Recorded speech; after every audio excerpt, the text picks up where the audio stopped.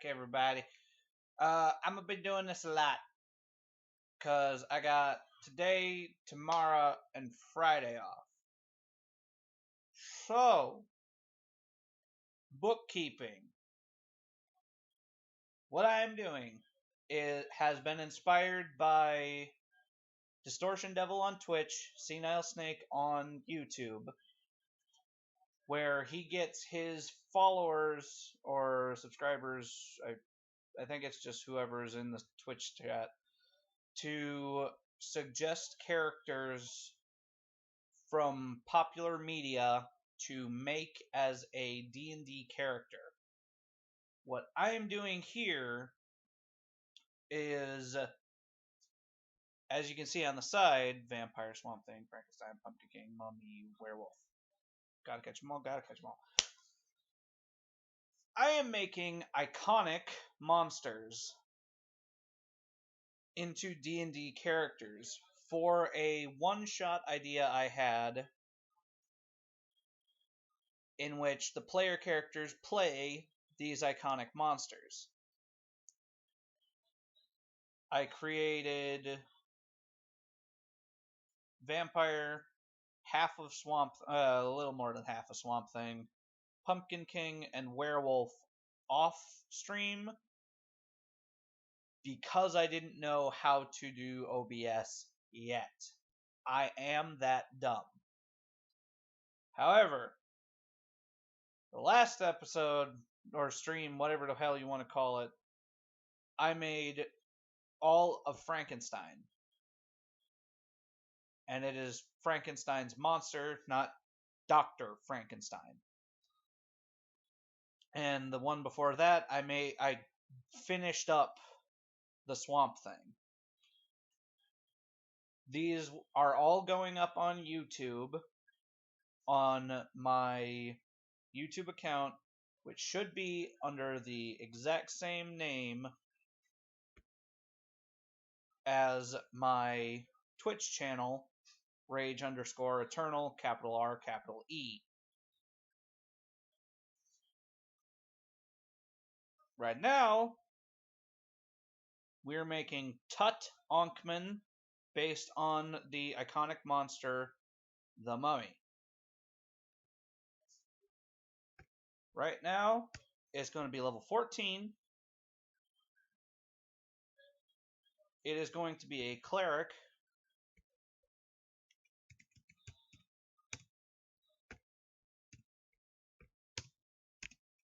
Of the Death Domain. Now, in the previous episode stream thing, I mentioned how the way I'm going to build it here versus the way that I would ideally build it to perfectly match a mummy as a D&D character are going to be totally different, but to keep it in line with the rest, I'm gesturing and not using my mouse. But to keep this guy in line with all of these ones, I gotta go this way. If it were up to me to make it perfect, without having to go back and make everybody level 20, I would make it a 10th level Death Domain Cleric and a 10th level Undying Warlock. Because the combination of skills and potential spells that those two classes get when put together, I personally feel like make the ideal mummy duplicate, I guess. At least in terms of like cinematic representations of a mummy. So, race or class cleric, subclass Death Domain. Race. I tried as hard as I could for basically all of these to avoid human. And the best way that I saw to make a mummy without doing human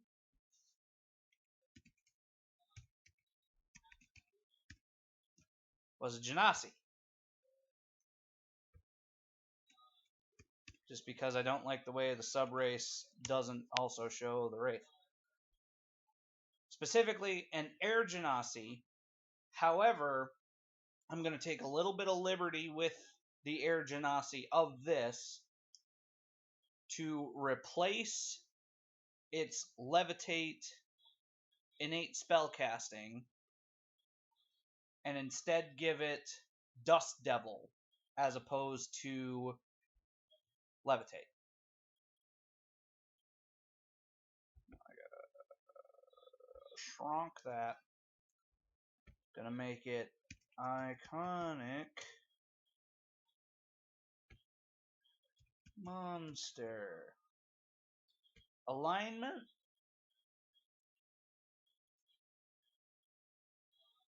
Probably gonna just be straight up neutral. I think I stated this in the previous one too. I'm making every one of these some variation of neutral because monsters have always been described as misunderstood and such things as that. So by giving them neutral alignment, they are able to, and they can act on some good things. They can also act on some bad things. They're in the middle of it. That's the way that I view neutrality in D&D. Usually that's more so applied to like lawful versus chaotic, but I also feel like it's a good substitute for the middle ground of good versus evil. Is you dabble in a little of both because you're never 100% good or bad.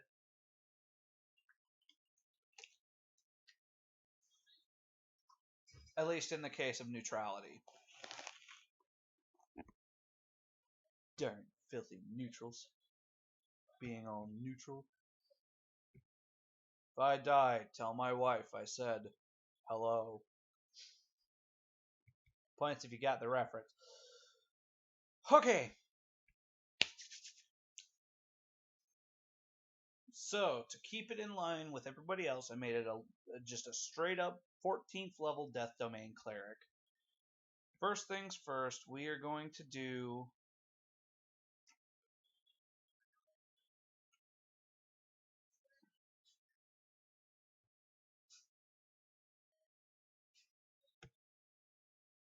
the racial stuff. So Genasi get Common and Primordial.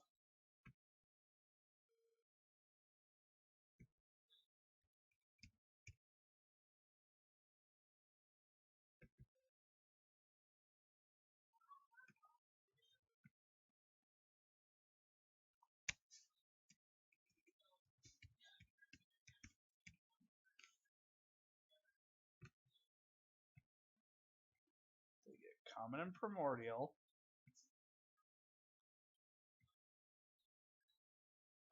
Con increases by 2. Gotta keep that in mind. And they have a base walk speed of 30. Like everything does. Hey! Welcome back!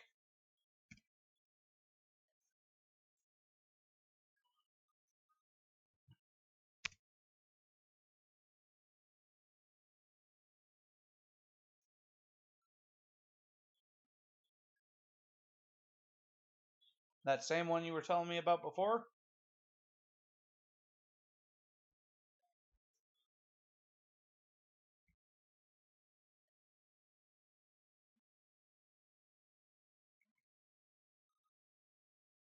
What'd you wind up changing?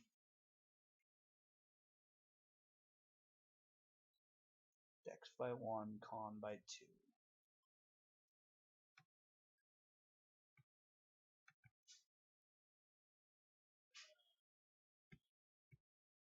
Unending breath.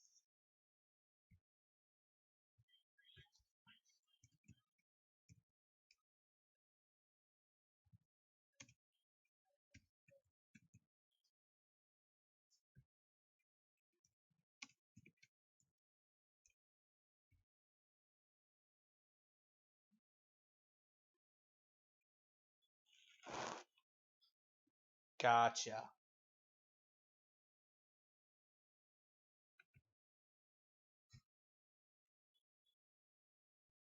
Hold your breath indefinitely while you're not incapacitated. I feel like this is pretty good.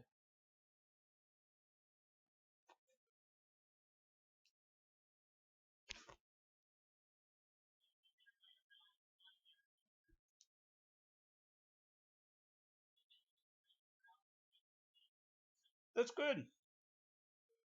Yeah, because I feel like a lot of certain D&D spells wind up having difficulty based on the wording.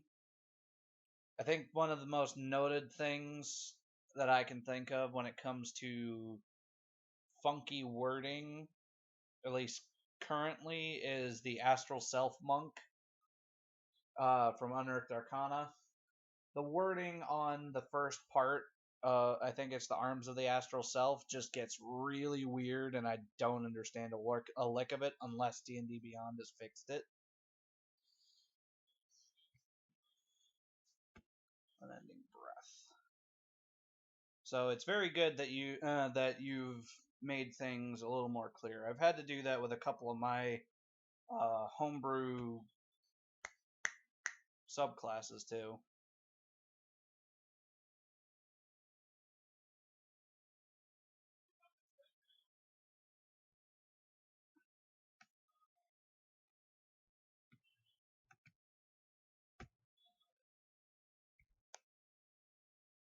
This is, what was it called? Mingling with the Wind? Yeah, Mingle with the Wind.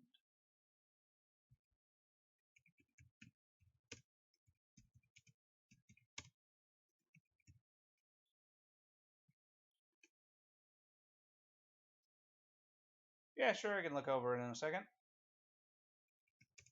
Oops.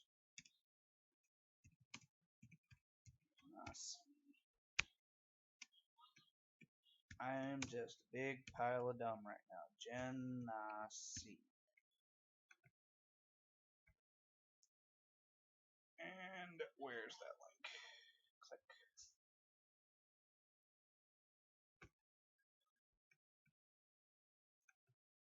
Oh, darn it. Okay, I think I got it. There we go. Oops. Okay, here we go. So I should be on the newest version, right? Flow of electrical energy surrounds you, surging outward. Sphere around you, each creature in 30 feet of you must make a dexterity saving throw. Creature takes 8d10, or 8d6. Where the hell did I get 10? I saw 10 feet down. 8d6 lightning damage on a failed save, or half as much on a successful one. Additionally, each target within 10 feet of a creature that failed their initial saving throw must make a dexterity saving throw. Taking 4d4 lightning damage on a failed save, half as much on a success. The creature can only suffer this additional damage once per casting. Is that the right? Yeah, this should be the right one because that's the previous versions right there. Creature can only suffer this additional damage once per casting. Yeah, that makes sense.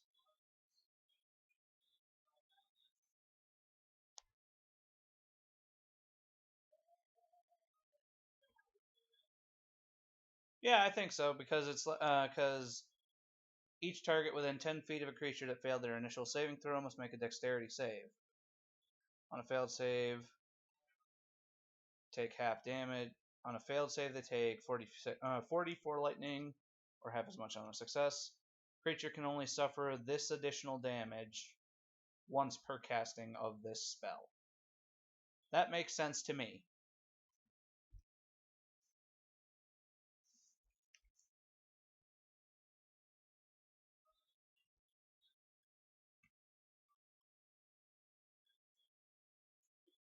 Now you just gotta see if the rest of the internet can understand it.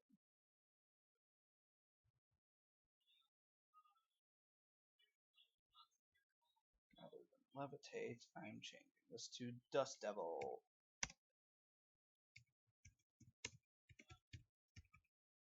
fit more with the mummy theme. Constitution still works. Okay.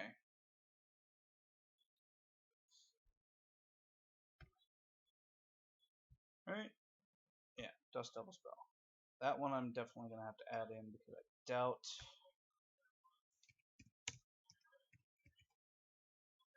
Yeah, I didn't think so. I'm going to have to add that. So we're going to go to this because this is all done now. So now we go here. Go to spells. Go to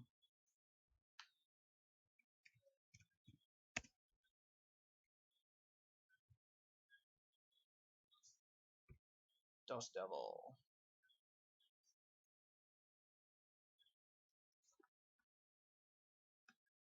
Pinch of dust for the material component. Copy. Casting time, 1 action.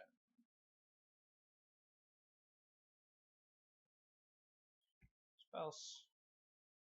It's a 2nd level spell.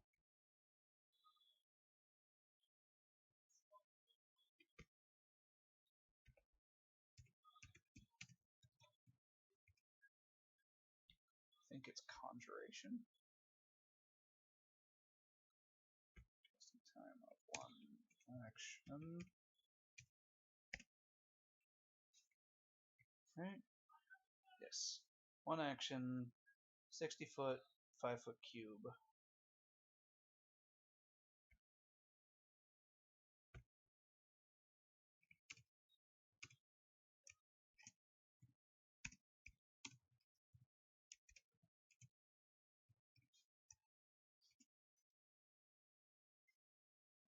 With verbal, somatic, and material. Material being pinch of dust.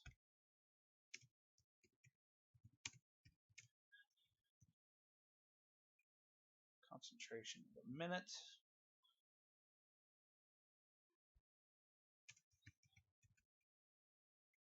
Spellcasting ability was Constitution.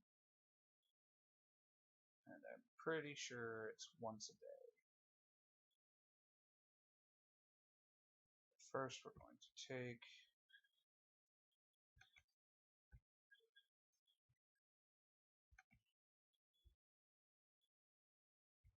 that.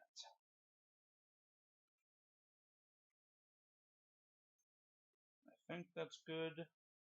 Check its conjuration. It's a strength save. Open the attack. Strength save. Back to spell card. I think that's good. Dust Devil is always on. Pretty sure it's once a day.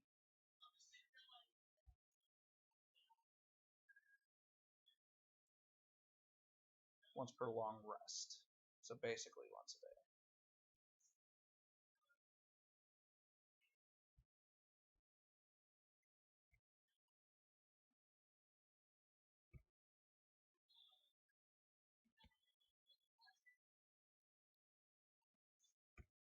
Once per long rest. Good. And then Genasi was all done. Right? Yes.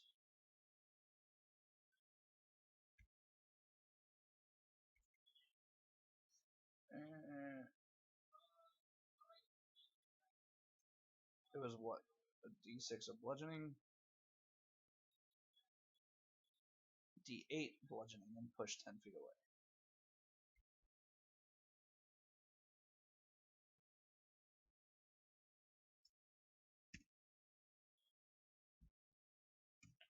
Blood Geon.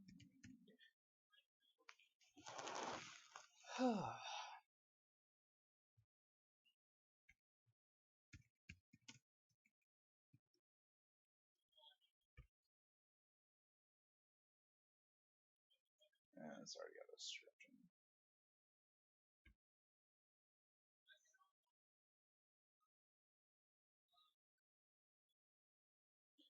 Alright, now I need to see how that actually would play on this. DC 13, strength save for half damage.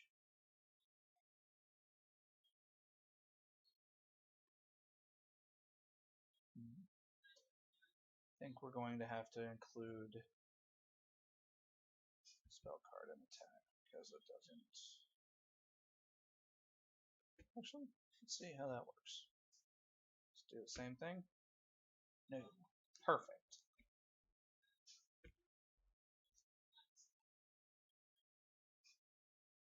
Alright. So let's just do stat array now. Standard array gets a +2 to con and a +1 to dex.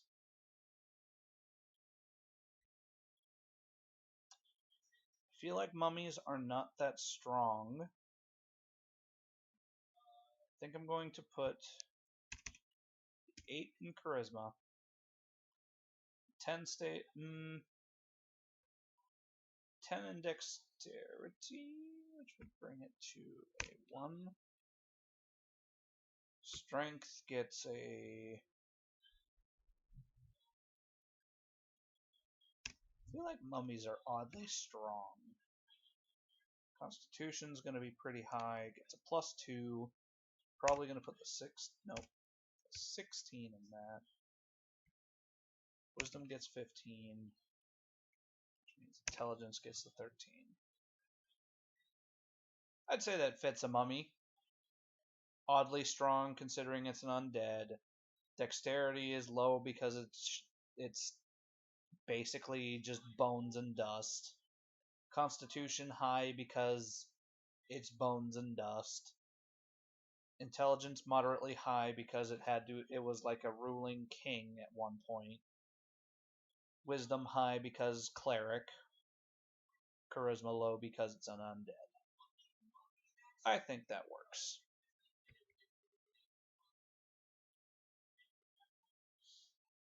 Not going for optimal, going for accurate.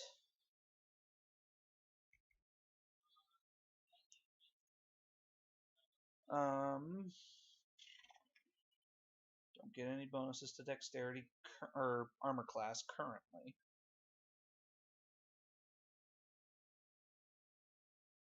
So we're now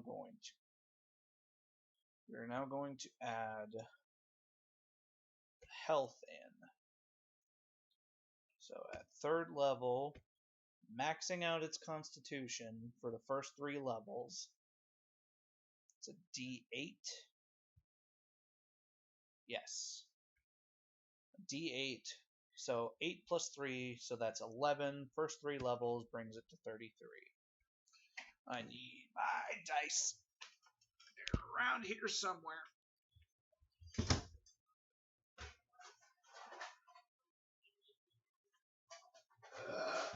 Excuse me.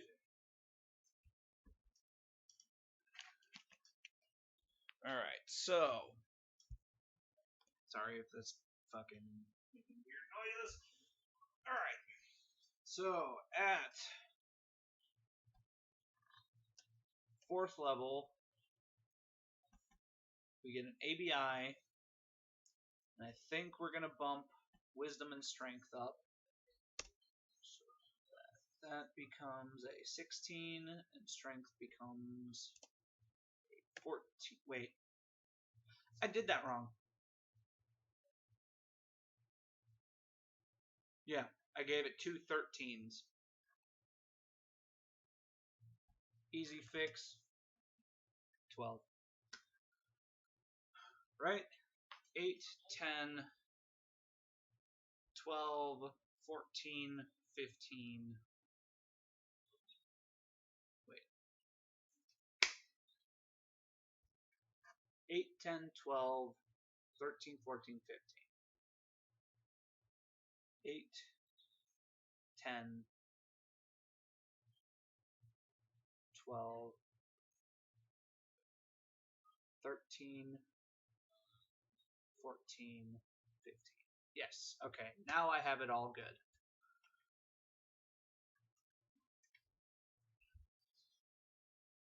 First roll. That is a 4 plus 3 makes 7.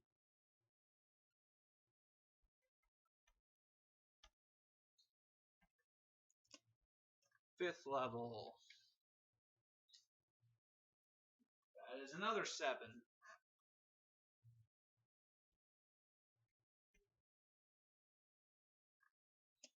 Sixth level.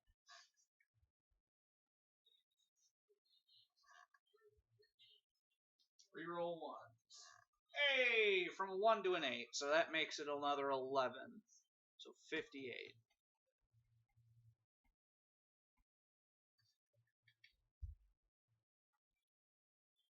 That is another 11. 69. We're just... Every time I make one of these, they at some point manage to hit the magic number.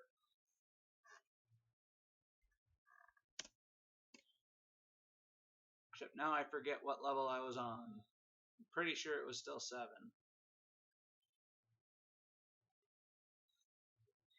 Shit. I got excited and started rolling quick. Started at 33. Third level it had 33. Fourth level it got a 7. Fifth level it got a 7. Sixth level, seventh level got 8s. So yes, I am on 7th level. Going to 8th level now. And I feel like I haven't given things enough feats. So I'm going to look through the feat list, which I have hidden underneath my laptop.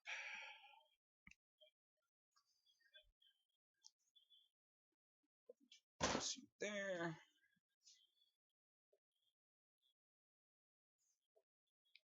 Come here there. Okay. So, for a Death Cleric Monk, 165.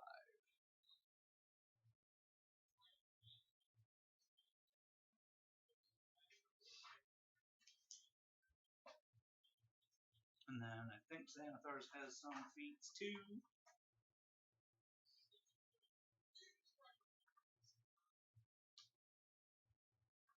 They're all racial though, and I don't think any of them affect Genasi.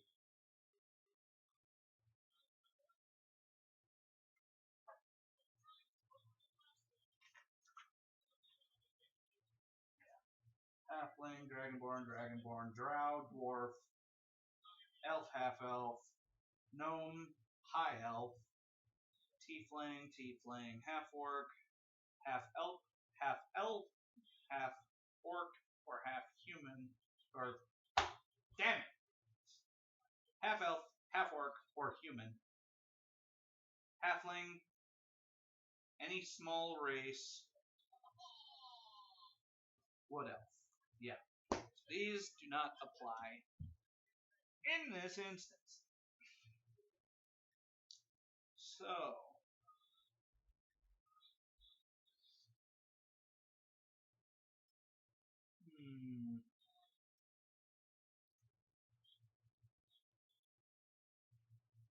you know, I feel like Dual Wielder would actually be pretty good on a mummy because they always carry the Egyptian crook and flail. So I think that'd be a pretty good feat for it to have. Its crook is its mace, and then just give it a flail.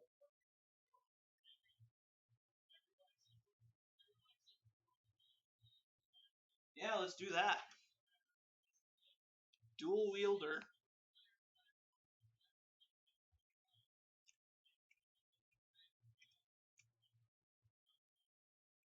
Nope, gonna have to make it. Okay, I can do that. That's fine.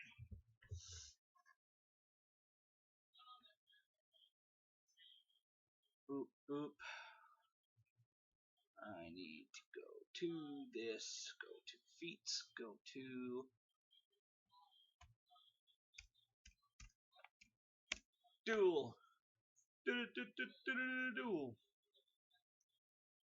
And that way his AC goes up. Although I think he's going to be wearing, like, I think breastplate is medium, and that'll count as the Egyptian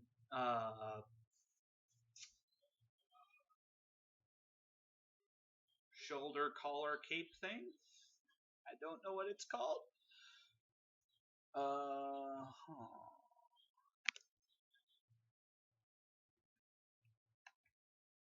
Copy. We are going to a donk, roll,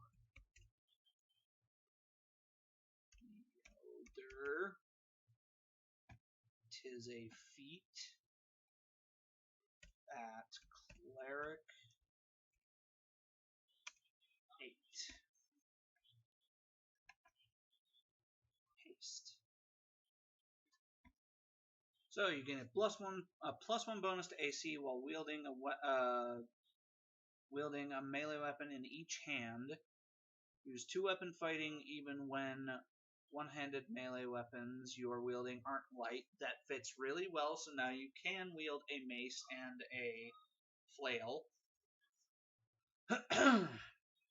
Draw and stow 2 one-handed weapons instead of just 1. Cool!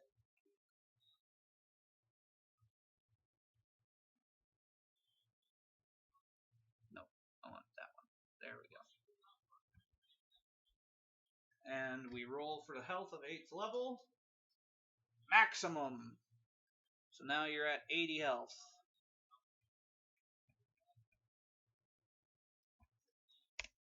9th level.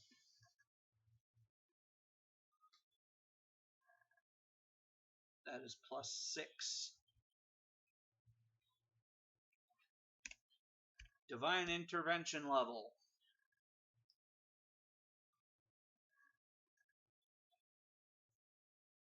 Why couldn't I roll like this for my cleric? That's another maximum. 97. Although granted, at 10th level, my guy does only have 2 less HP than Tut Ankman.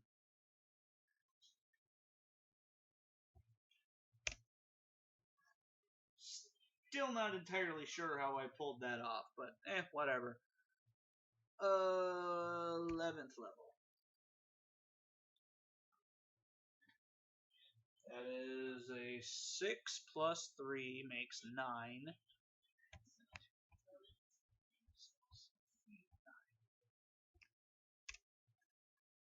12th level. Do we do an ABI? Where to go? There it is. Do we do an ABI or do we do another feat?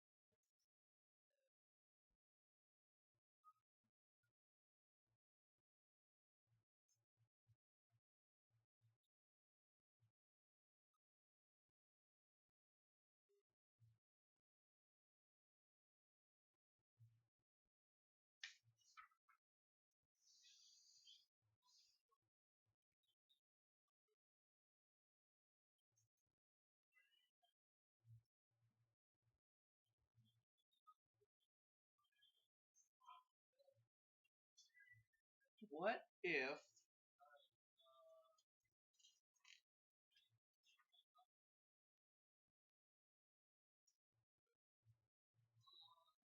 I could just go fucking Warcaster? That's always decent.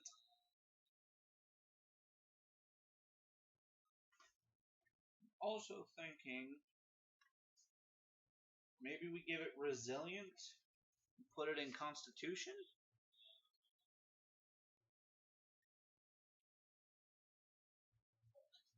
Yeah. Resilient, put it in Constitution. Or Warcaster.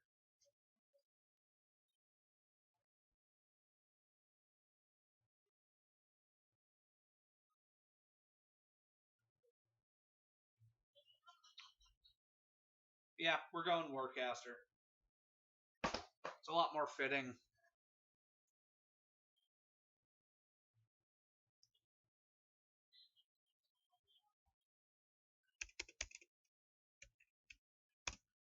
Whoa. What is it good for? Everything.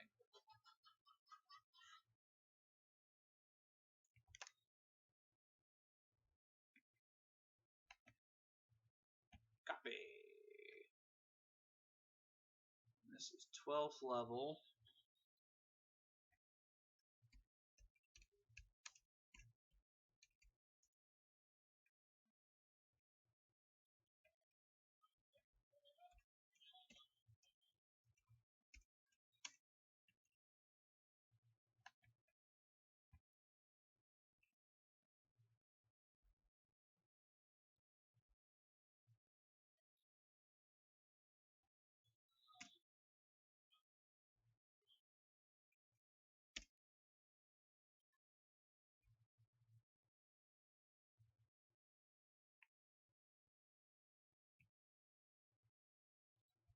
There.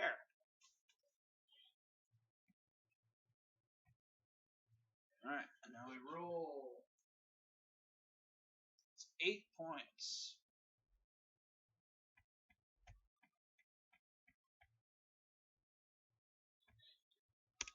Level 13. Reroll ones. That's another 10.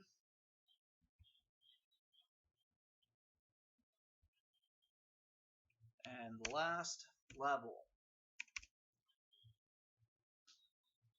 Oh my god.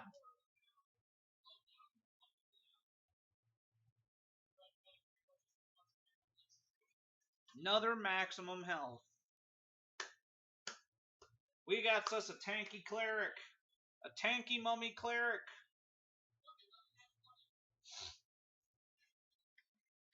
Alright. I think I'm just going to keep that out because I think the next guys are a bunch of D8s.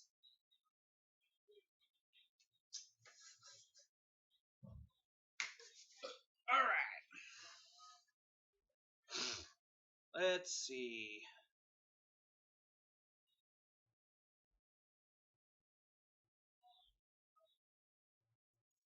So now we're going to go to cleric. Light, medium, and shields.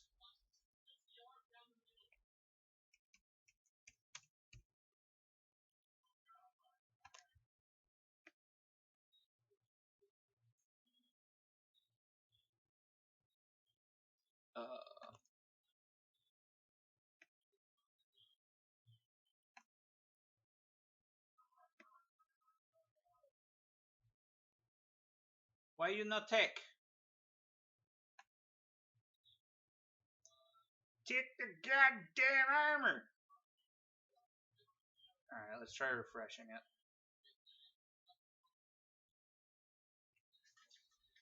Wait for that to refresh. Gather up all our shit. Actually, while we wait for it to refresh, we should open the cleric pages. Cleric spell pages.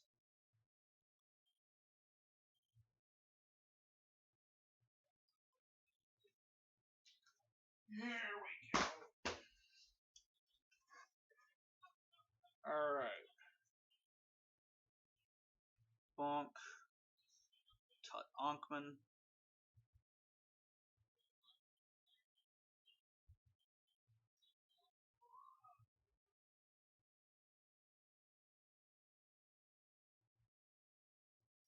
Character sheet. we go. I'm gonna say your armor class. Well, we'll mess with armor class once we actually start getting into armor. All right. Oh, you know what? I think I was being dumb and looking at the wrong thing.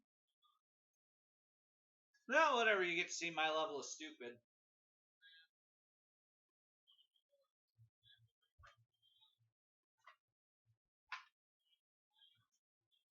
Or I should say, you get to see just how stupid I am. Here we go. Alright, now that we're doing this, where are we going? There it is. Medium armor and shields.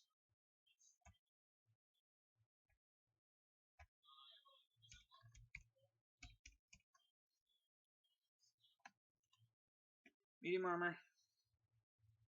And you gotta move that a little bit over.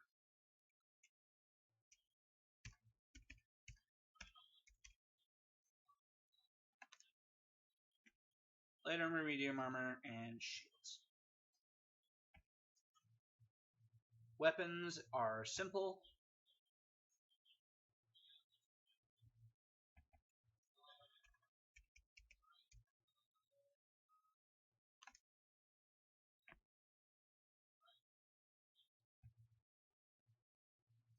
No tools. Wisdom and charisma are added immediately. History, insight, medicine, persuasion, or religion. History because it's old.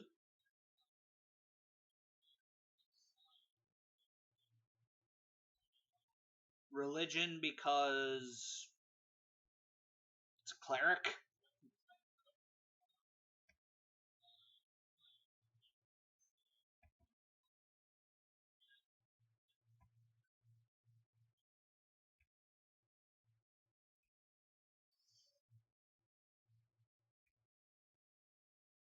And then equipment. Here we go.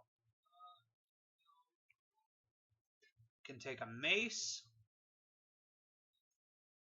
Actually, before we continue on, because we are choosing Death Domain, we need to see what other proficiencies we might have. Proficiency with martial weapons. So we could take a mace, or we could take a warhammer. What would an Egyptian crook more be like?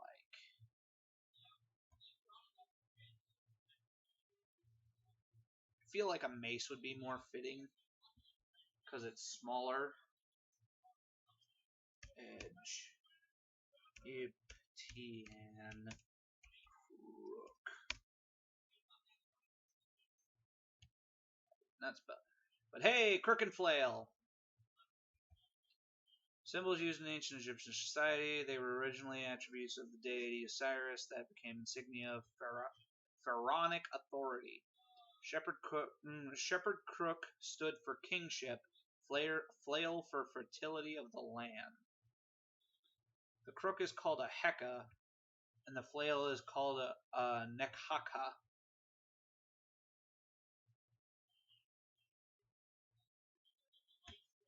I will keep that in mind.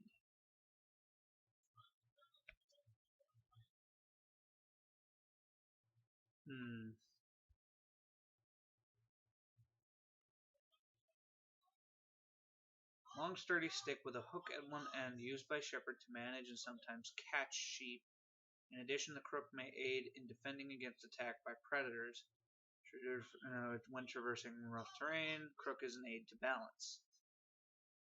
It's almost like it'd be a quarterstaff.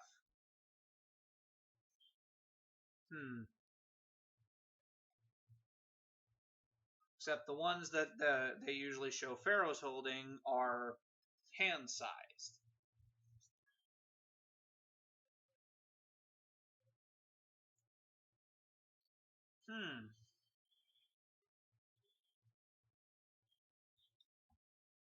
So it would be between a mace or a warhammer. I think a mace is more fitting.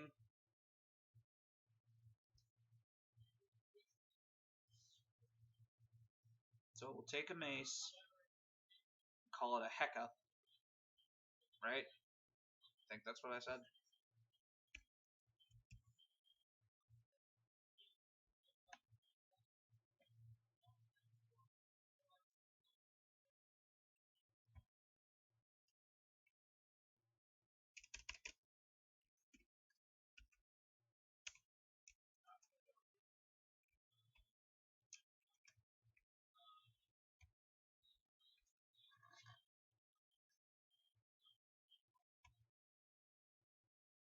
We get scale mail, leather armor, or chain mail if proficient, but we are not proficient in heavy armor.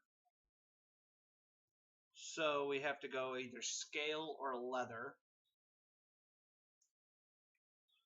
If we look up Egyptian armor,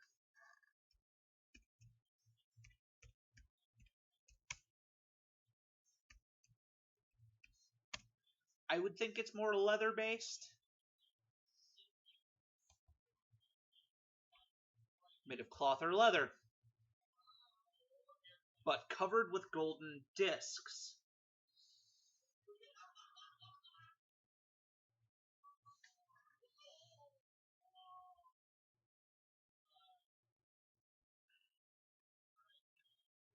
The golden discs could count as scale mail.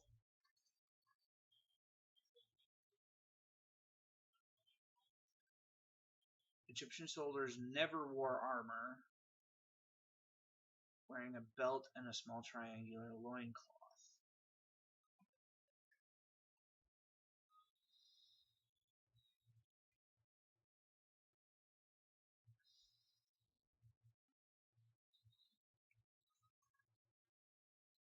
There's three forms of defensive military equipment: body armor and helmets, shields and siege shelters. Most of these items were seen fairly late dynastic period, exception of the shield, which may be dated back as the pre-dynastic.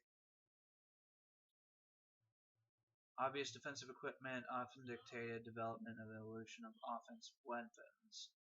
Body armor and helmets worn by the enemies of Egypt forced evolution of the blunt mace into a cutting battle axe. Finally into a piercing battle axe.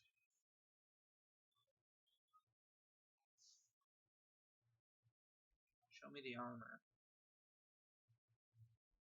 Helmets, I don't care about the helmets. Shelters, nothing. Okay.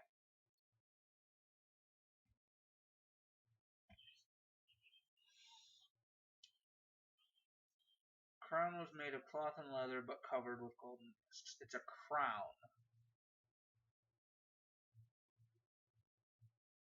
Because of the climate, very little armor was ever worn. That makes sense.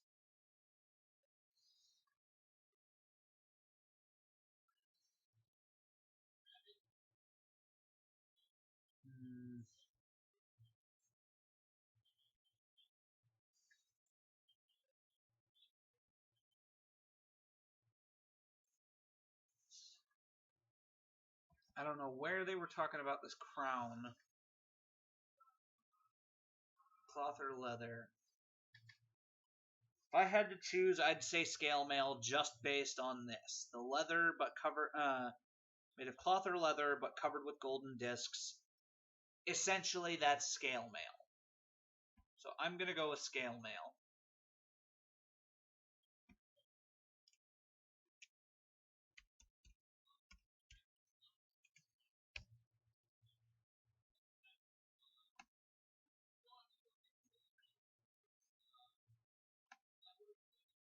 That brings the armor class to 14.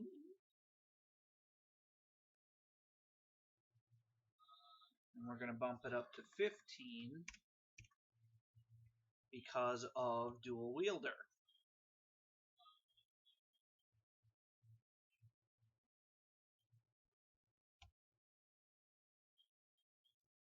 Any simple weapon. I would say sell the simple weapon and the shield. Well, air quotes sell. But forgo the simple weapon and shield in the list of equipment for the Nekheka.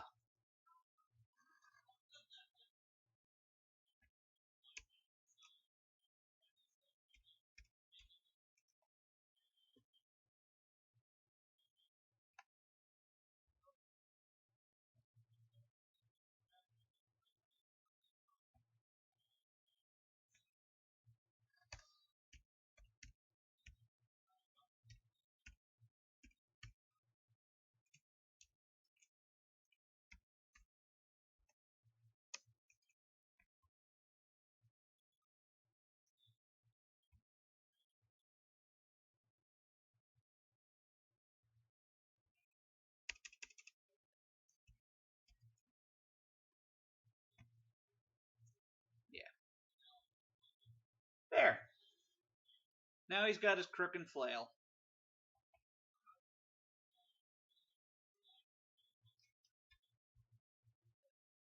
Wonderful, wonderful.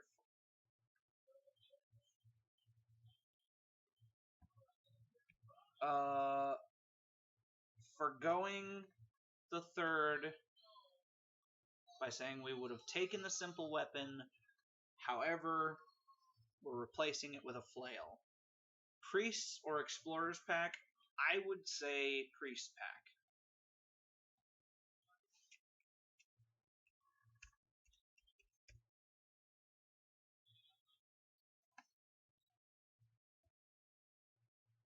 There.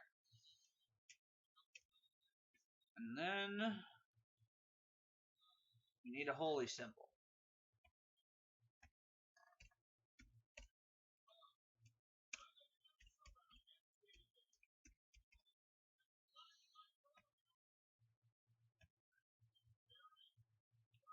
There. Now we've got opening shit, cleric done.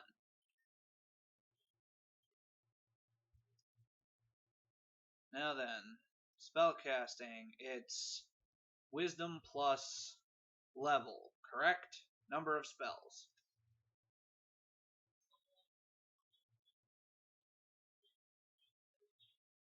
Wisdom modifier plus cleric level, minimum 1. So, 17 spells.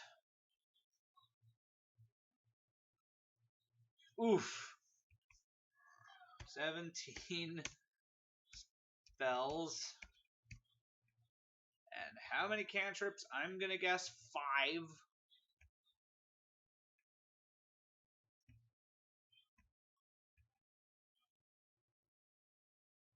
Cantrips known at 14th level is 5. I am correct. 5 cantrips. 17 spells up to, I think that's 7th level? 1, 2, 3, 4, 5, 6, 7. Good God!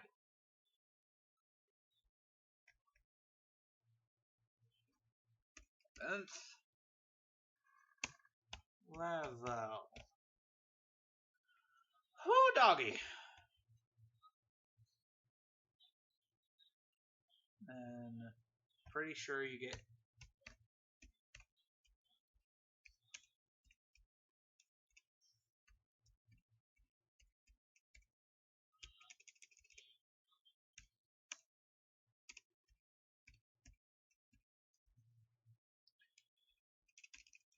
Channel Divinity.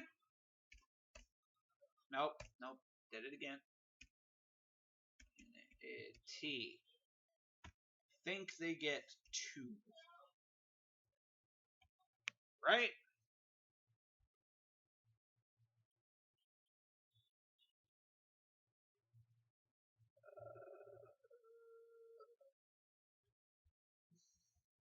Channel Divinity 2 per rest at 6th level. Don't get a third one until you hit 18th. That's still technically better than Paladin. That is still better than Paladin. But I was right. It is 2 Channel Divinities. And then 1 Divine Intervention.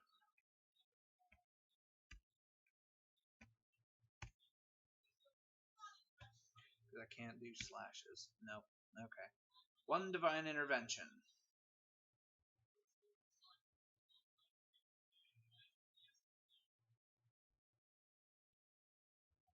We will deal with spells last. We get the domain stuff and the domain spells first. So as of Le Domain, you get all of these. Oh, lordy.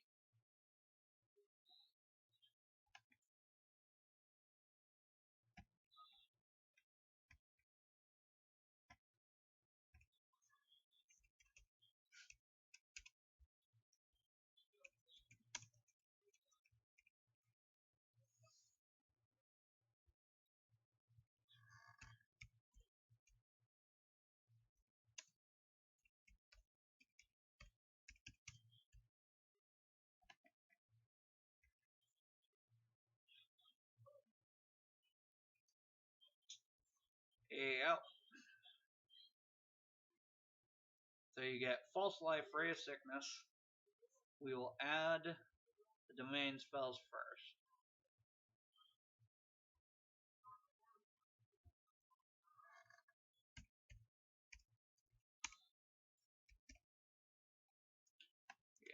False Life. I don't think Ray of Sickness is in here. Which is fucking stupid to me. I think I have it on somebody else, so I'll just try and copy paste it off of them. I'm pretty sure it's on Billy. That's all bear.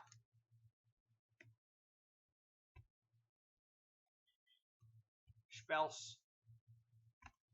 Ray. No. Do not have it on Billy.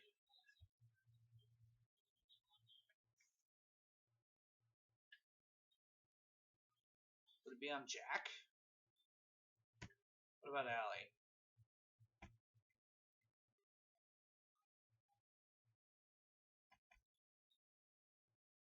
No, I thought I had it on somebody, but I guess not. Okay. Get to do this. Ray of Sickness is a necromancer spell, cast in time 1, Actian. Range of, oh god.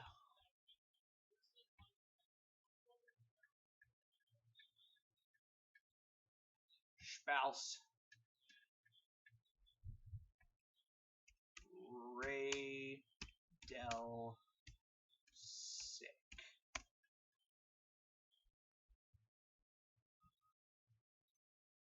Ray Del Sicknos.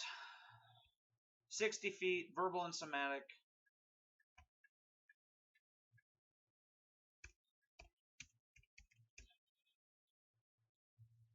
No material.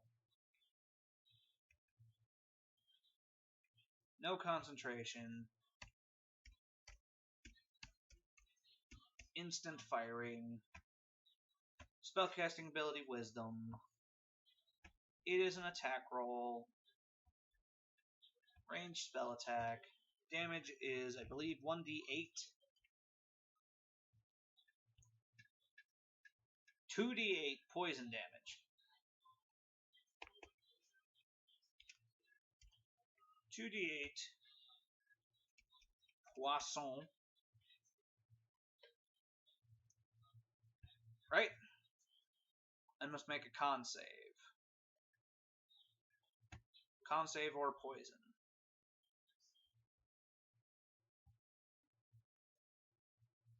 Include it.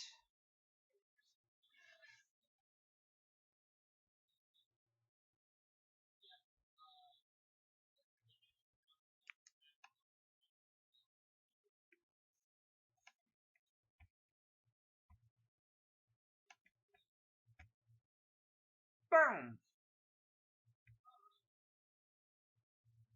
Oops. What'd I do? Boop.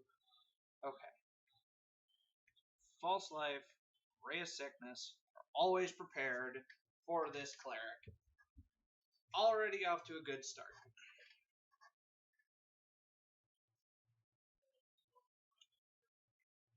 What else you get? Blind, Deaf, and Ray of Enfeeblement.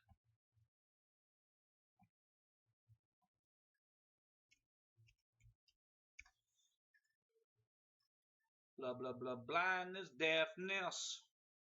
Why do they have two of them?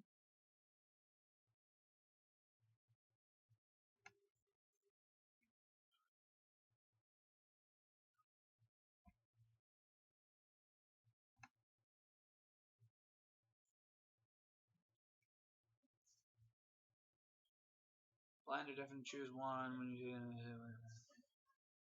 How is this one different?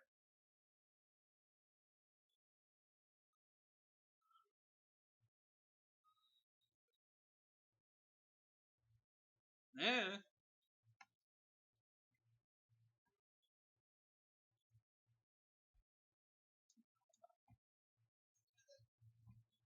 Whatever. Just take one. Don't think it really matters all that much. Blindness, deafness, and Ray of Feeble.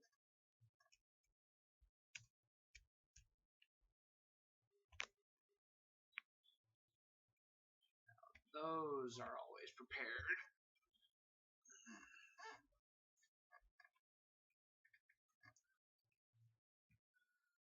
Animate Dead and Vampiric Touch. Think Vampiric Touch is not in here. Animate.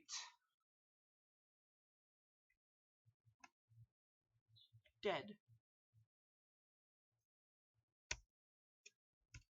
Bam. Oh, Vampiric Touch is in here. Sweetness.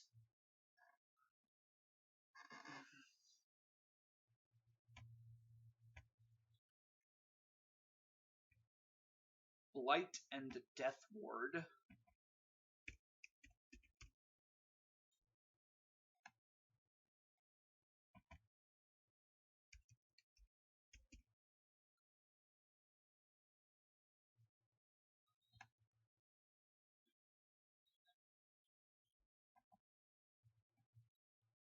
Anti-Life Shell and Cloud Kill.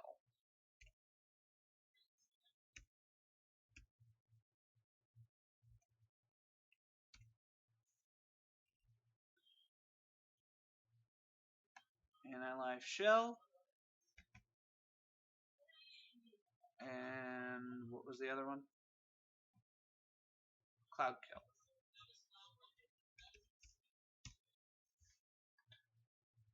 Cloud Kill. Bonk. Always prepared.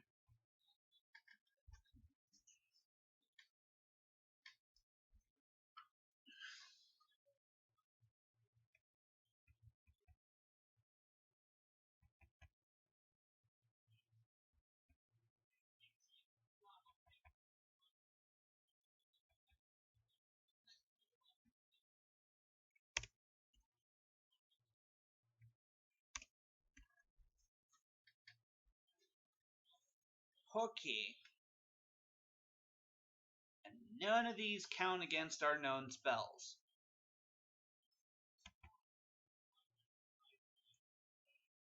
I know I said we'd take care of spells last, but this was in the way. Anyhow.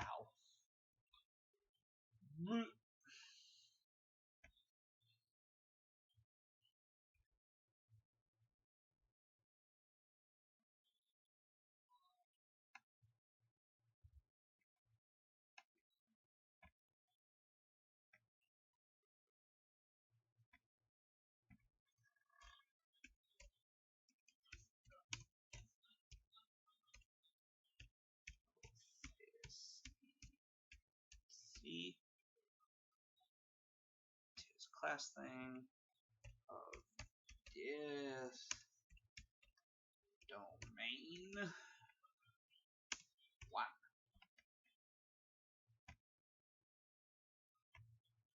Cleric chooses this domain at first level. He or she gains proficiency with martial weapons. Which means we get to do a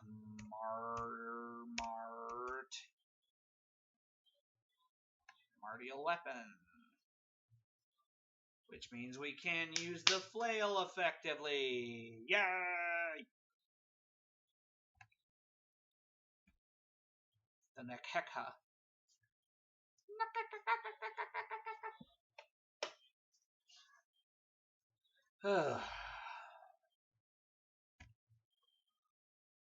Next, first level thing.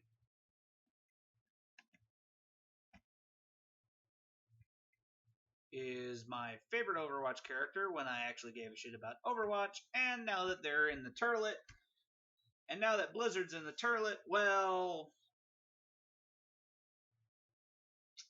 I'm glad I got my Funko Pop before, everything went tits up.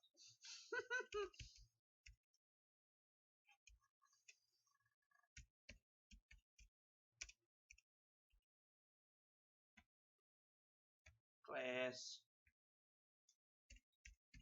Die Doma ein Juan. Based.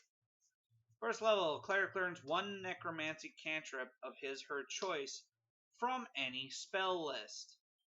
When a cleric casts a necromancy cantrip that normally targets one creature, the spell can instead target two creatures within range, within 5 feet of each other. So unfortunately, they do have to be right up there, but really, I think the only necromancy cantrips are...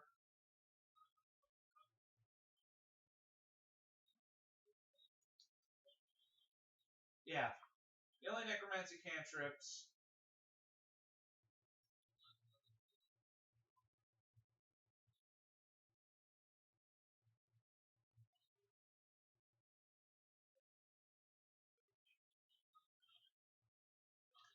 are Toll the Dead and Chill Touch.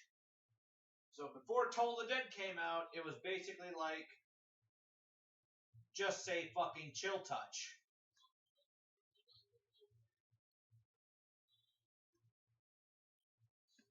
However, so I'm not proven wrong, and there's actually something out here. I need spell level cantrip. I need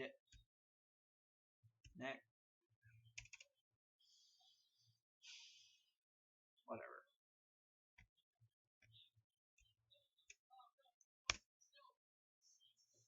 And now, actually, fuck that. I can just do this. Yeah, I can just do this. Or is it necromancy? Spell level, cantrip, go. Go. Go.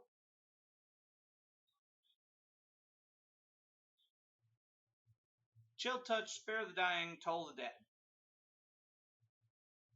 Okay, I was technically proven wrong.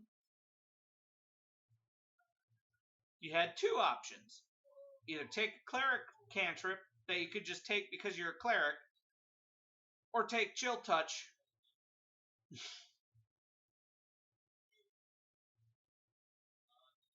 So, I think I'm gonna take Chill Touch.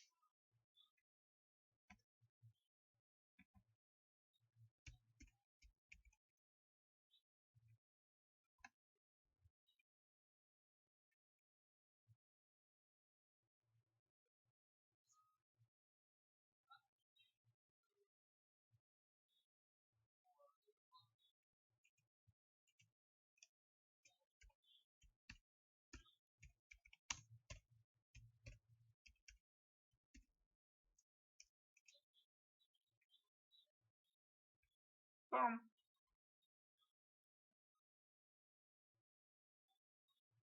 Normally targets one creature, spot can instead target two creatures within range, within 5 feet of each other. Alright.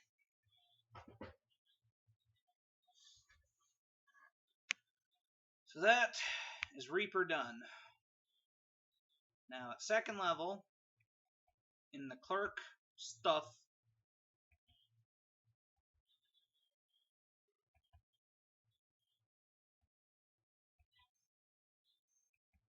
get Channel Divinity, Turn Undead.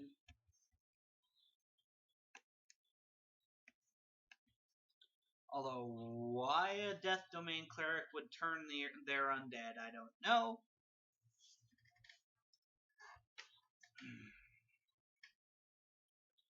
So I think I'm going to modify this.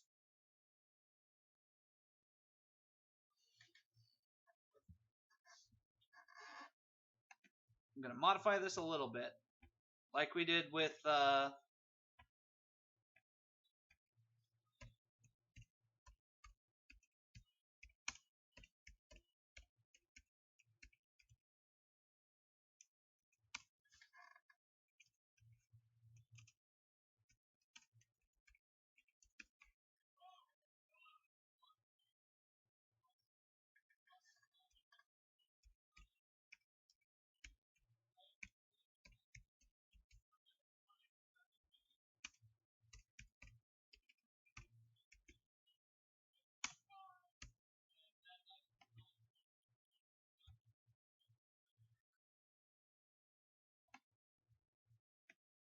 Present holy symbol, speak a prayer, censoring the living. Each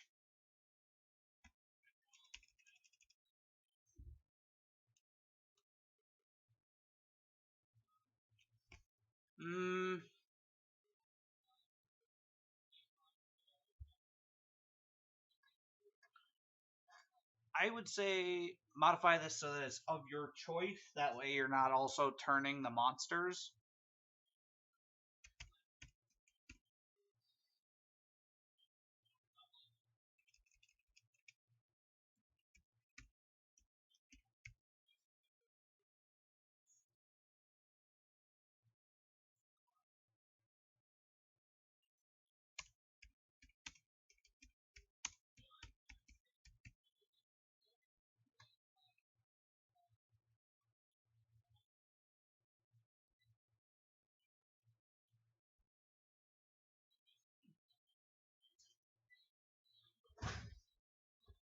Okay, I didn't fuck that up.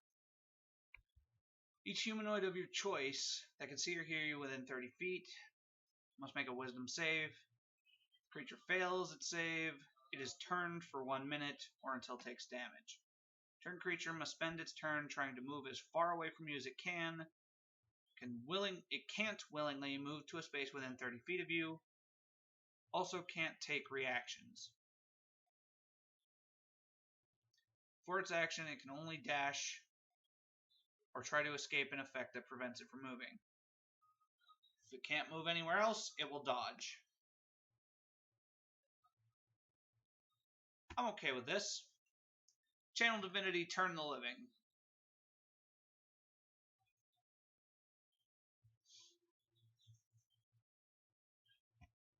Befitting of a mummy, and more so of a Death Domain cleric.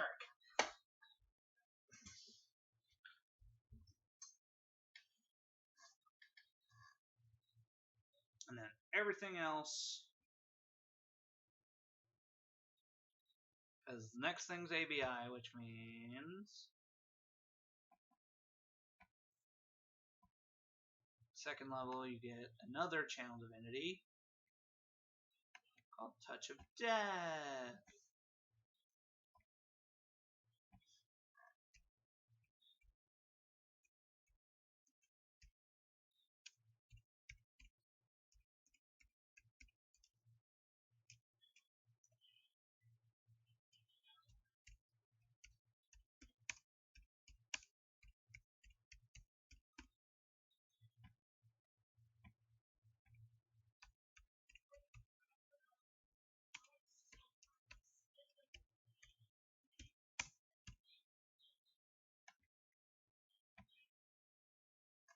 Second level, cleric can use Channel Divinity to destroy another creature's life force by touch.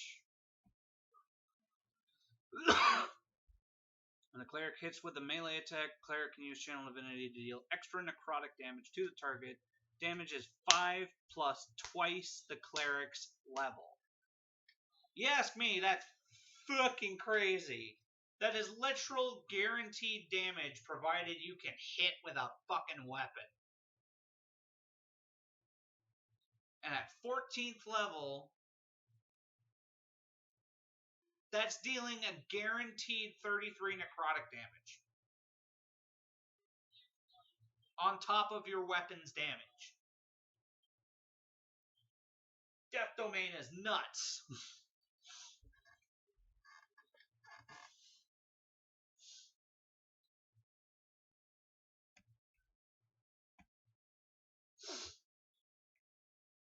And then we don't get anything here until 6th level.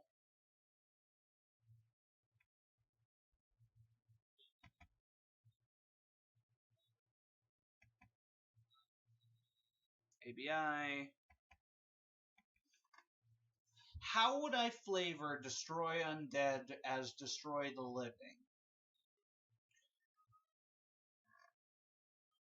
Because that seems a little strong. Granted, all they're really going to be fighting are humans and beasts. Really? That's all they're going to be doing?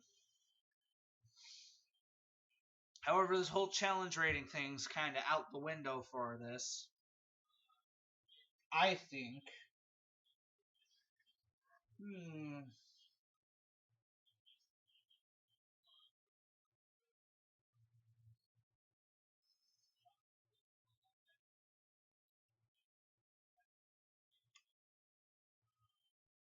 I have an idea.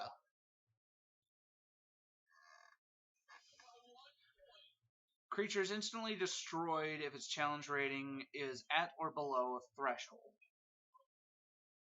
At 14th level, it beat 3 or lower. Oh, God. Oh, man. Oh, jeez. Oh, God. Well,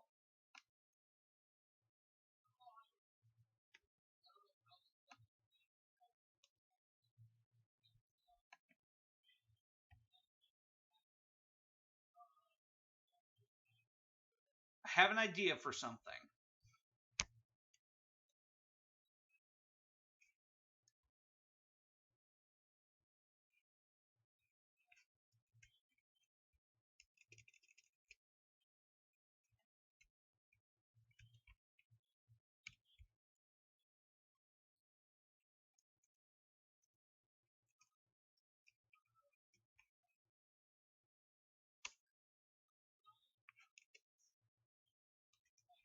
This was a 5th level thing.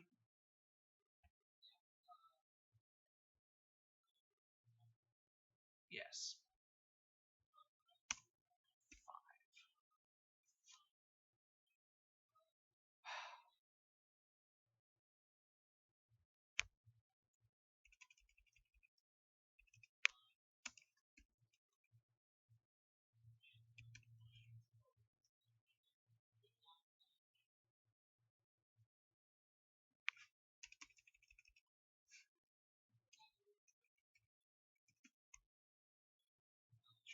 Creature is instantly destroyed.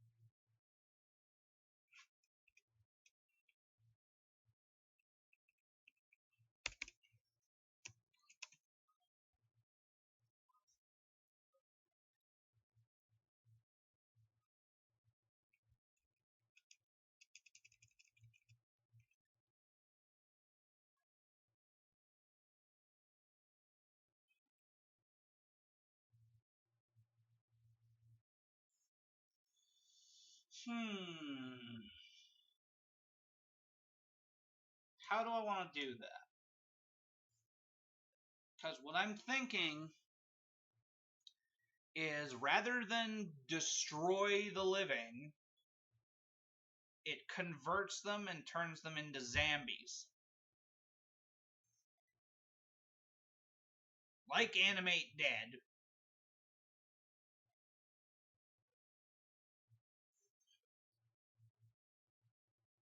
Or create undead.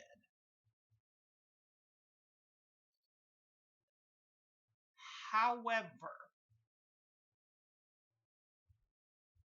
I also feel like that's kind of strong. If you're just like, whoosh, army of fucking people die. Army of people rise up as zombies under your control. However, you are a fucking powerful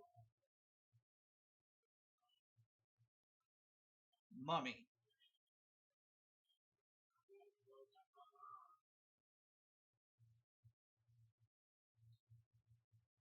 God.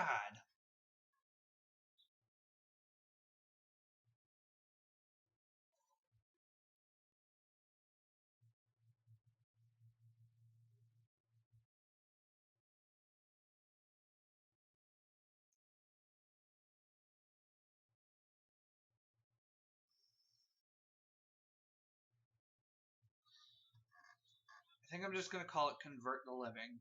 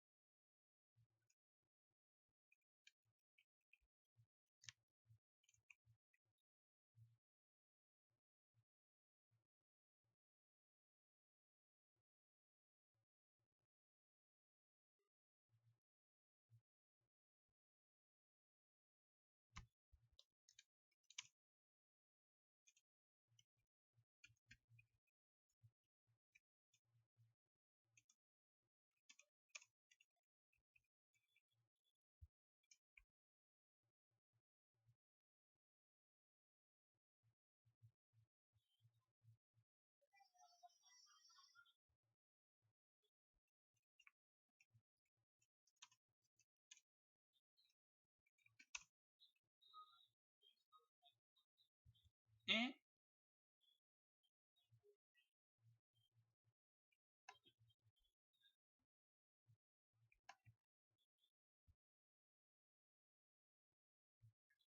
Maybe. No, because a cleric could jump. A normal cleric could jump into an army of zombies and just fucking obliterate them. So I'm not gonna make it. So I'm not gonna make it Wisdom modifier number of creatures, or should I? They die, but Wisdom modifier number becomes zombies. Instantly dies.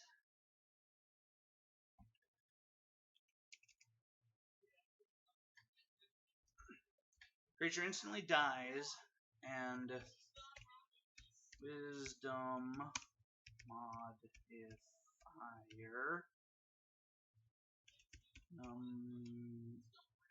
and up to Wisdom modifier number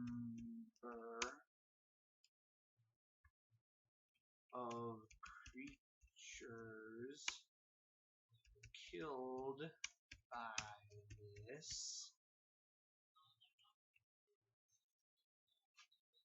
are reanimated as a zombie if its challenge rating is at or below a certain threshold. Boom!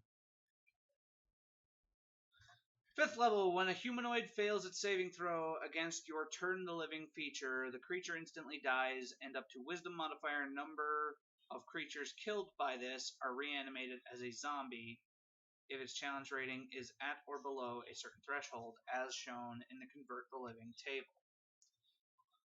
Converts humanoids of CR 1/2 or lower, 1 or lower, 2 or lower, 3 or lower, 4 or lower.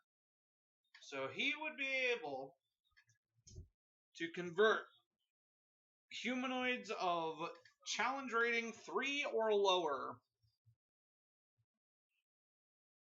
into zombie. Well, kill them, but then reanimate Wisdom modifier number.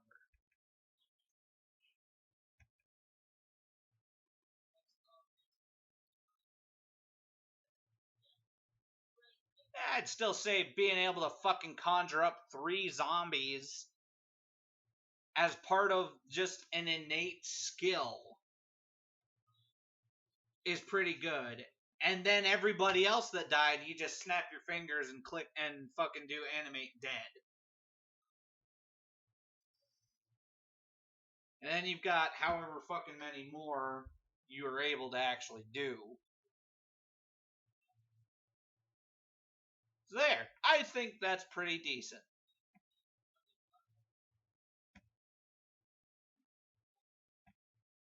Spent a lot of time on that. Anyways, so now the only thing really left is Divine Intervention at 10th. Skip ahead to this. So at 4th you get an ABI, at 5th you get spells, at 6th you get class feature. Inescapable Destruction.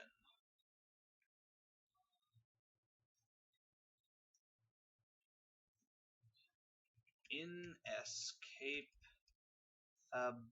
Destruction.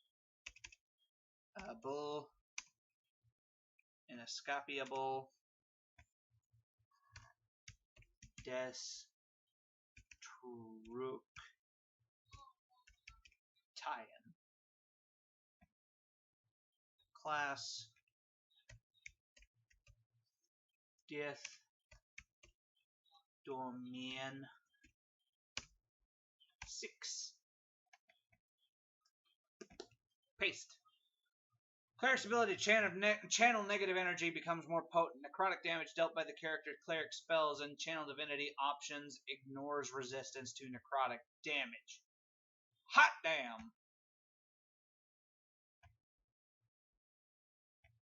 Next, 7th level is spells, 8th level is divine strike, and look at that.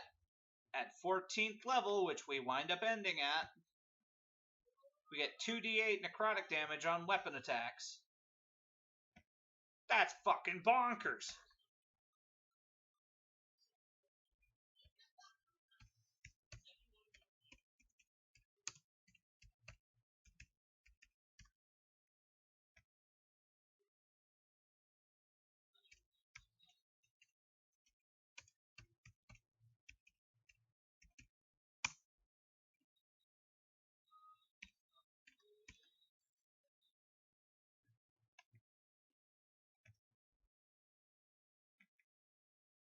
So I'm going to add this up here.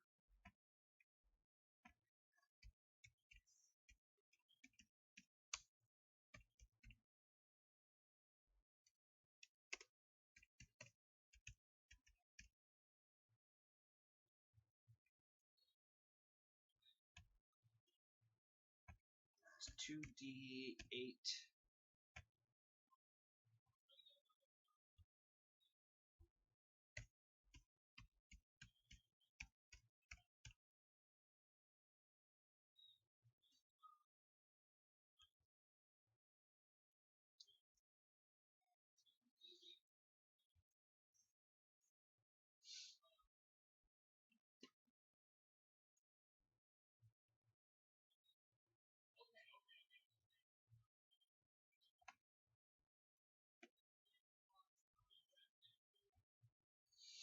Okay.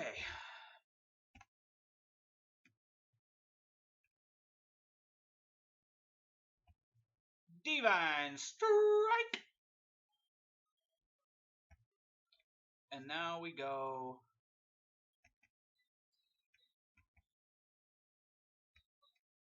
and get our Divine Intervention.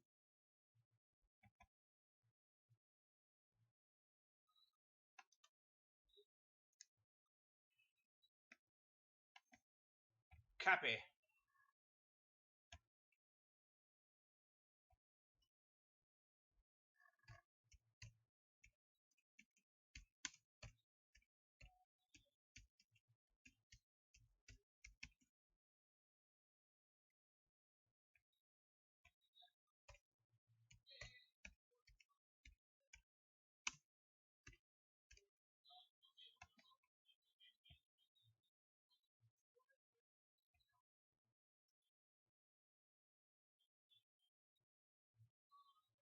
Deity intervenes, cannot use a feature for 7 days.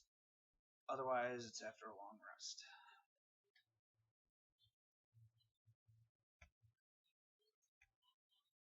Alright.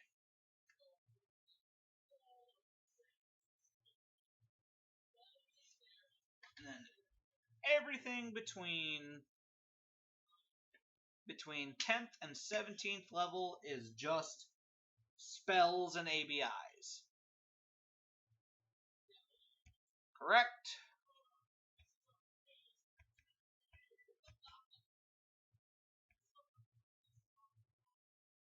Your undead CR goes up.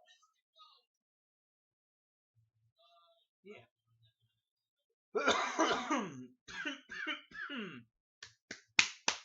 Okay.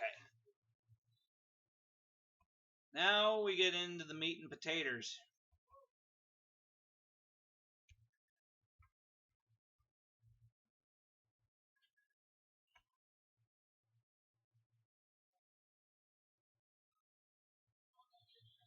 Five cantrips, 17 spells, up to 7th level. Cantrips, then work our way backward on spells. Toll the Dead because necromancy. And I think I do have Toll the Dead on somebody else.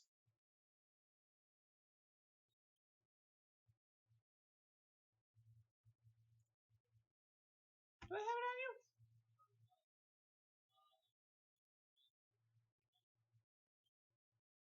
No. Do I not have Toll the Dead on anybody? You wouldn't get it. Jack wouldn't get it. Would he?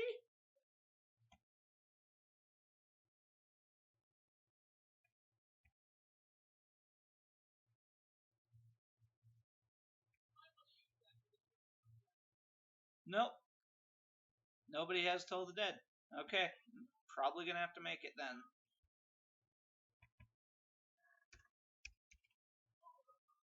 Oof.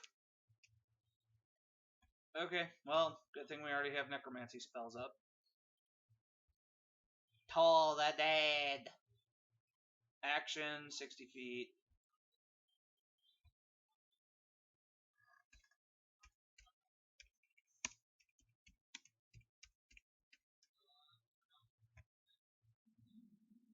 Necromancy, casting time 1. Action, range 60 foot. Verbal and somatic. No material. Instant.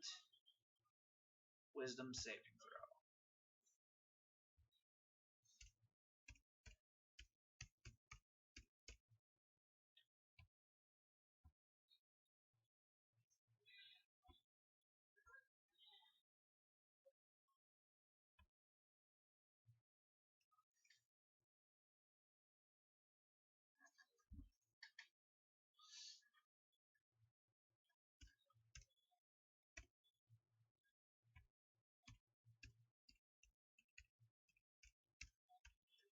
Necrotic.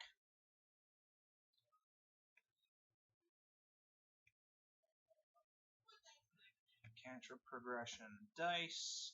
Saving throw wisdom. Effect is nothing.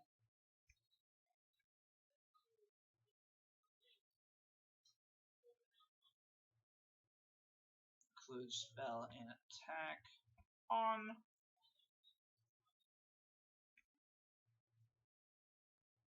Actually, off.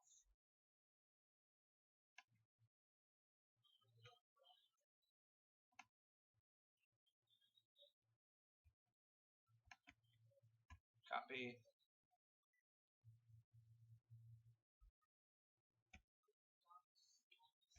We're going to call it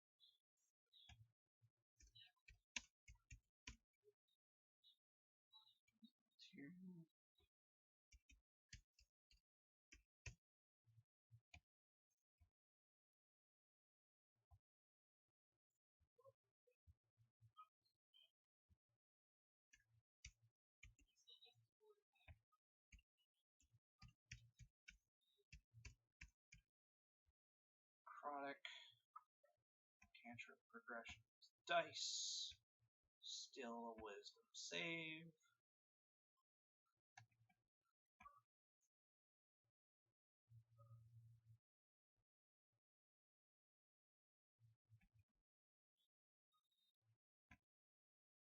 Why you would use Toll the Dead on an undamaged enemy, I don't know. But have to do bookkeeping and keep it there. Huh. I don't think I'm going to use anything else out of Xanathar's. So that counts as one cantrip for us. So we have 4 more to pick.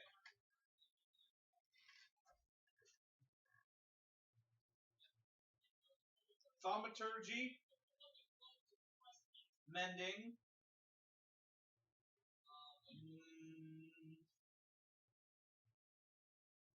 Thaumaturgy, Mending,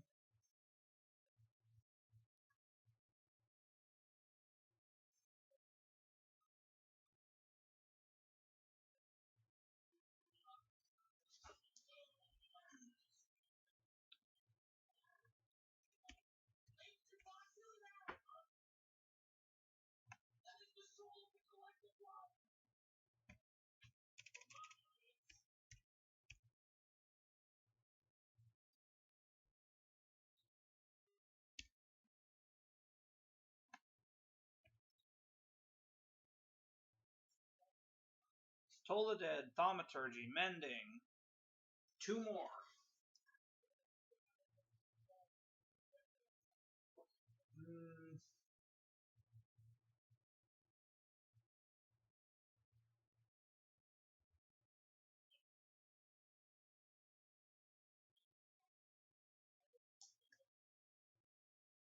How about we just take Guidance and Resistance? Maybe?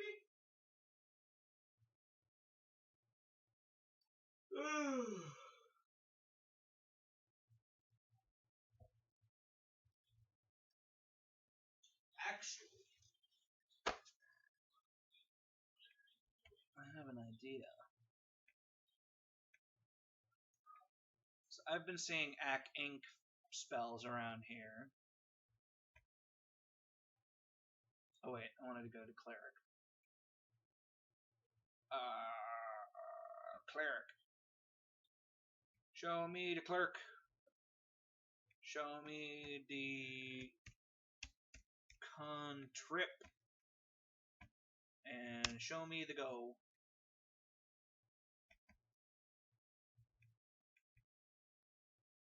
Nope.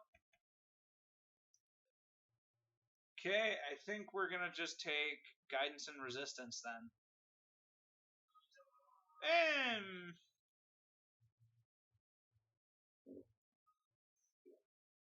Resistance is saving throws. Guidance is ability checks.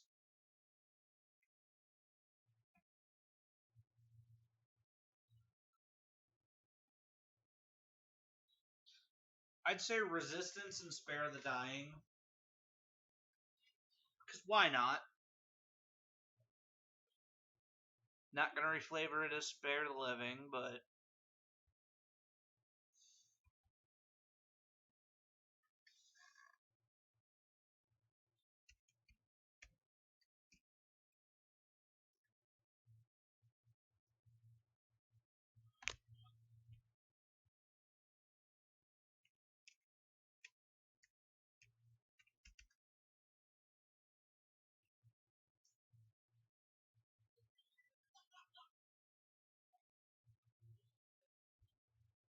all that just come up with 1, huh?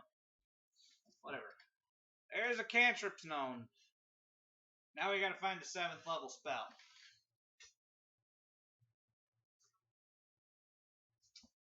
Ahem.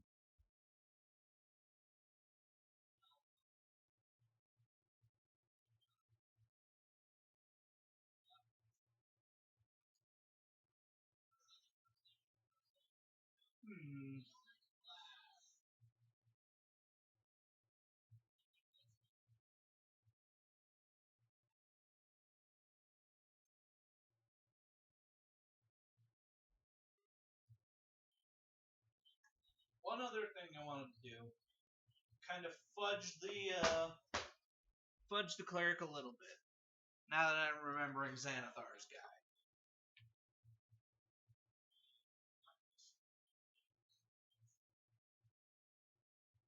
Where is it? Where is it? Is that one? Is there another one? I can't remember.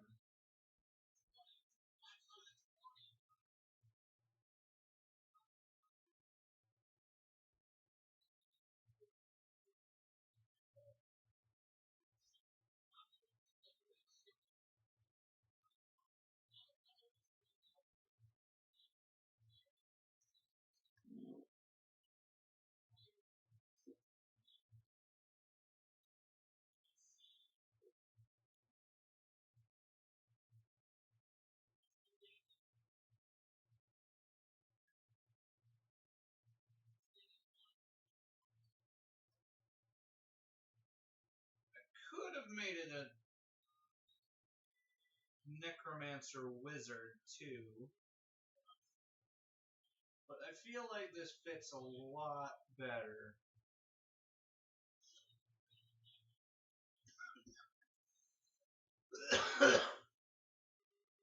So, I'm going to take a small bit of liberty with this guy.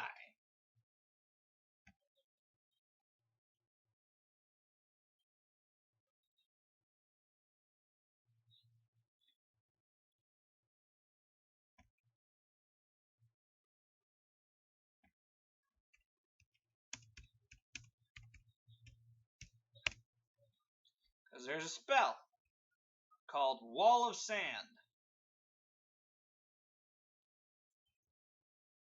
Get where I'm going with this?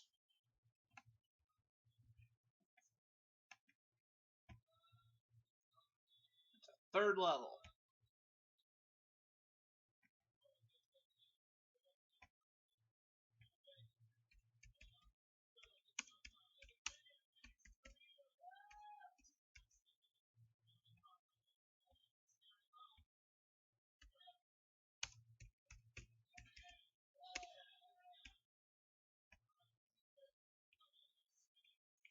One action, 90 feet.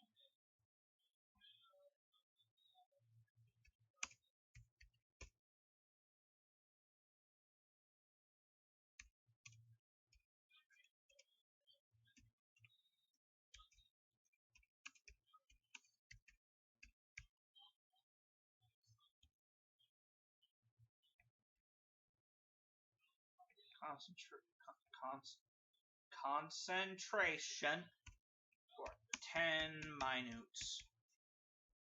Spellcasting ability is wisdom. I'm just going to make it.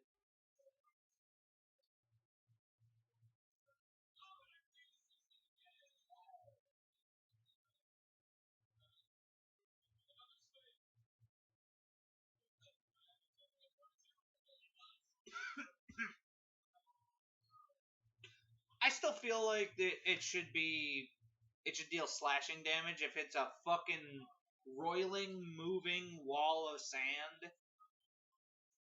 Or at least, like, piercing damage or something as you're getting all the little sand shit. Because fucking being out in a sandstorm's gonna fucking hurt.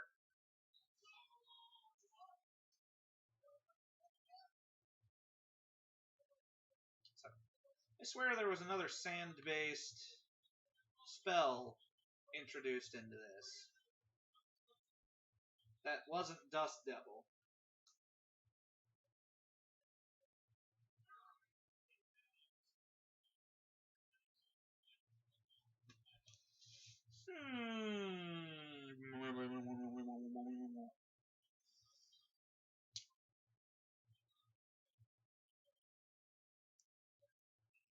Oh well, whatever. I took my small liberty and fucking going with.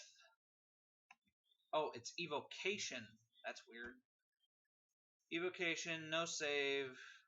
It just does a thing.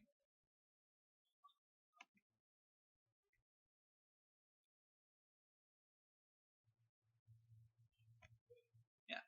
considering it doesn't really do anything other than put up a fucking wall of sand. I think it's okay that I can say that I steal that spell.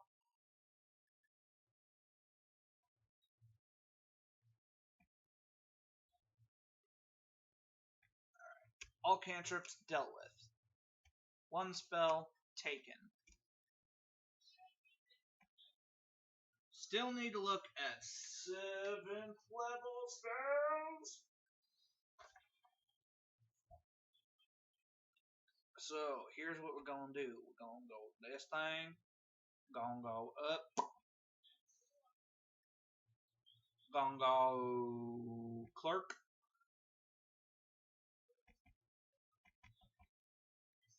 Delete that. Go to level 7 and filter them. Because I don't know what these high end level spells do.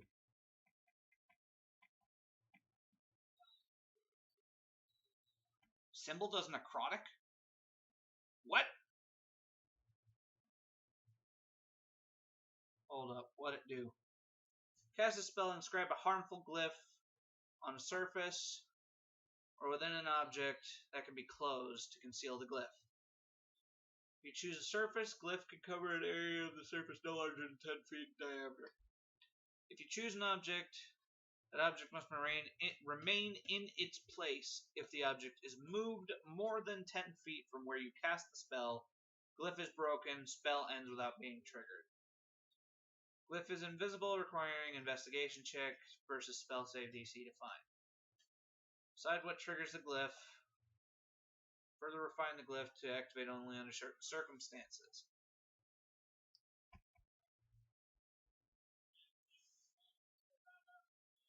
Each target must make a con save, taking 10d10 necrotic damage.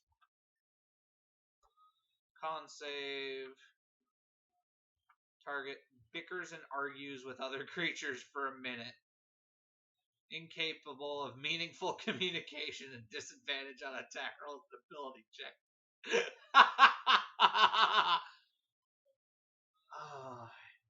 If these guys had lair actions, if I gave them lair actions and they were actually going to be in a lair, maybe. But no. I'm sure Regenerate does exactly what I think it does. Touch a creature and stimulate its natural healing. Regains 4d8 plus 15 points for duration of the spell. Target regains 1 hit point at the start of each of its turns. 10 points each minute. Target severed body members, fingers, legs, tails, so on, if any, are restored after 2 minutes. If you have the severed body part and hold to the stump, spell instantly causes the limb to knit to the stump.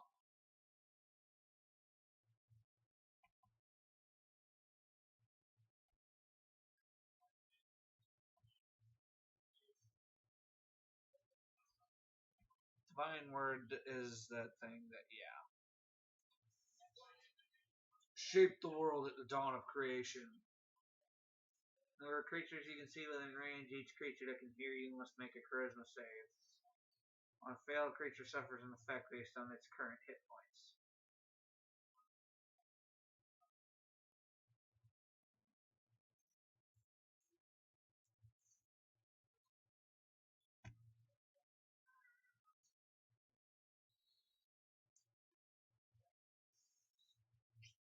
I could be a smartass and say Conjure Celestial, and then it's like he just summons fucking Ra or Horus.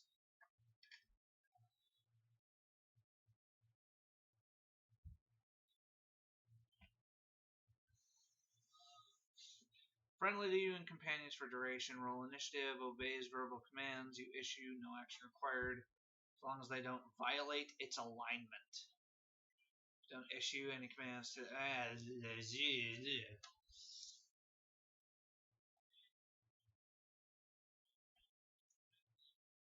I think for its 7th level spell,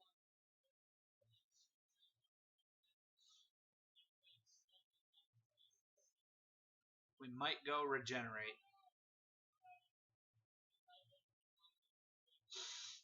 think we're gonna take regenerate.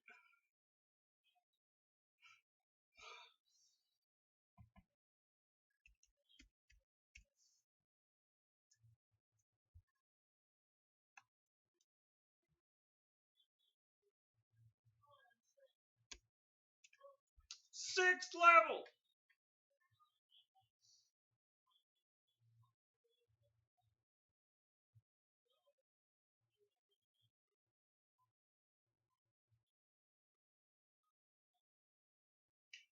Oh! This is the difficult one. Do I take Create Undead, Forbiddance, or Harm?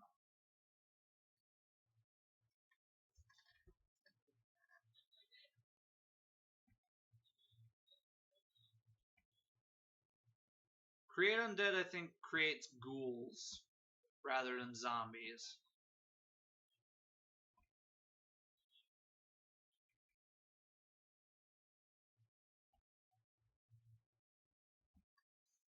Right? Can only cast at night. 3 corpses. Becomes a ghoul under your control.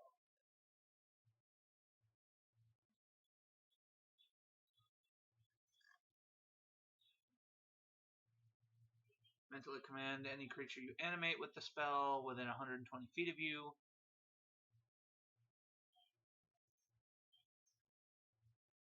Decide what action a creature would take and where it will move during its next turn. Or you can issue general commands such as guard particular chamber or corridor. Issue no commands, creature defends itself against hostiles. Once given an order, creature continues to follow it until its task is complete. Creature under your control for 24 hours, after which it stops obeying you. To maintain control of the creature, you must cast the spell on the creature before the 24-hour period ends. Use of the spell reasserts control over up to 3 creatures you have animated with this spell, rather than animating new ones.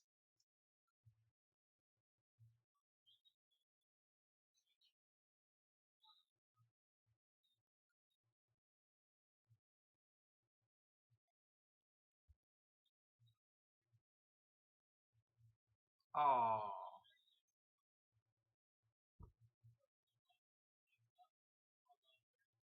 Damn. If only you had 8th level spells, you could fucking summon a white. 2 whites, actually. That'd be dope.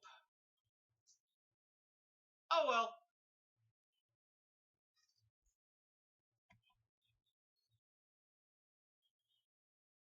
Forbiddance.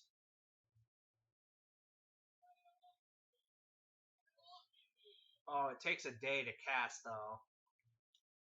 Create a ward against magical travel. Oh, okay. No, not Forbiddance. So it's between Create Undead and Harm now.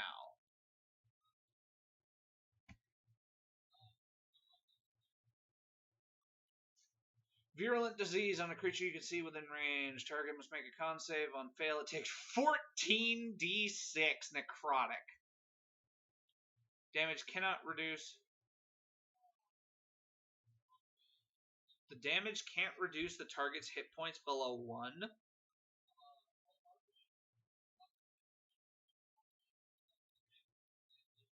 target fails its saving throw. Its hit point maximum is reduced for 1 hour, equal to the amount of necrotic damage it took.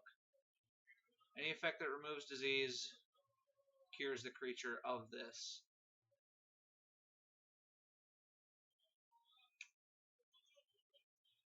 I really like Harm. More so than Create Undead. So I think we're going to go with Harm.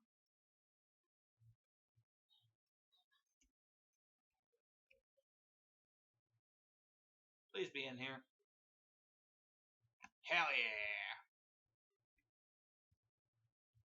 Harm. Someone texted me. Sounded like they did.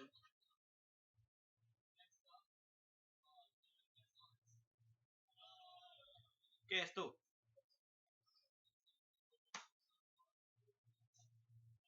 Ah!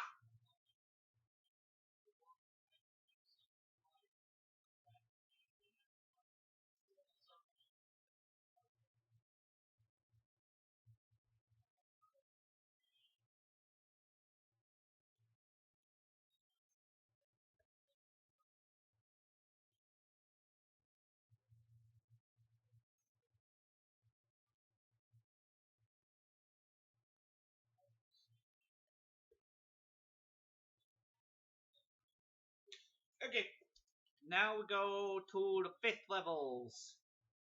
These is the big ones. Contagion.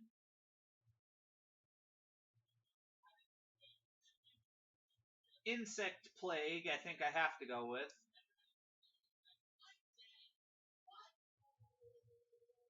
And Legend Lore. Definitely going Insect Plague.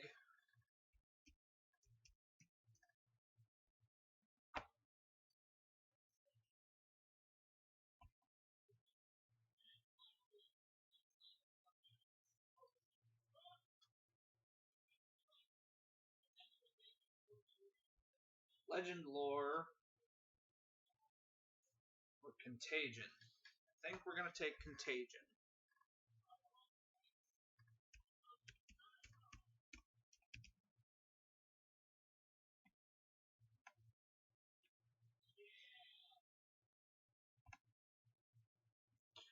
Fourth level!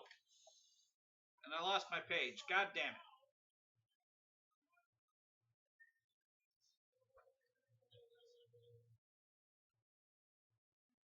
Where it go?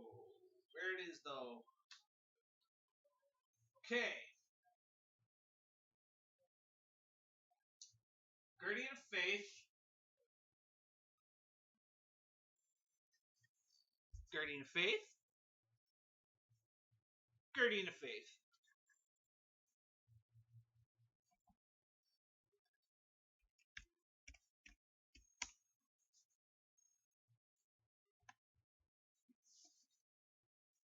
Plop that in now. Alright, so what are we at out of 17? 1, 2, 3, 4, 5, 6. Out of 17! We got 11 spells left to go. I think I'm just gonna say Legend Lore.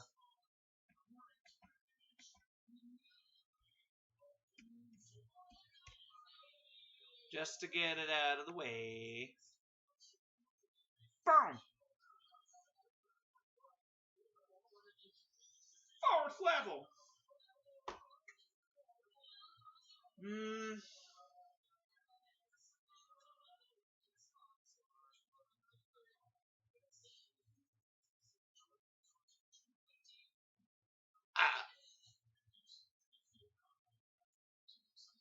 Death Ward's already taken.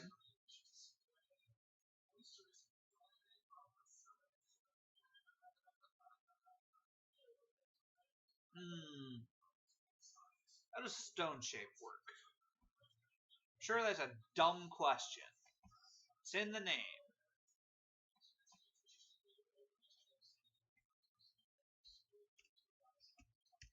S-T-O-N-E. Oh, and I lost my page. Darn it!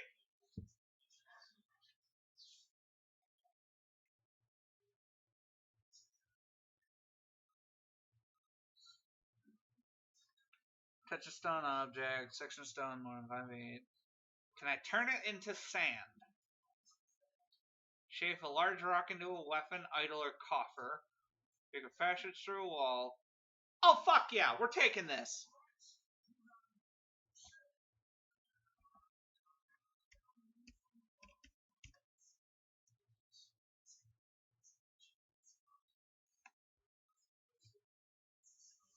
What level is Flesh to Stone?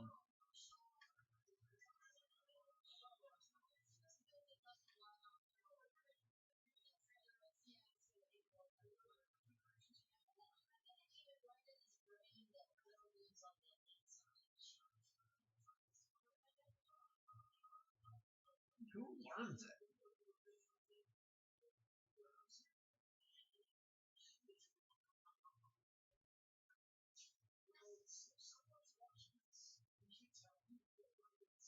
Sixth level spell.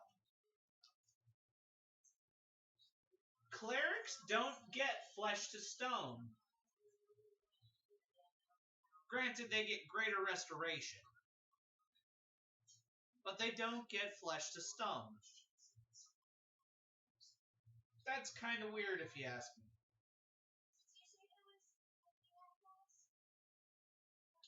Weird.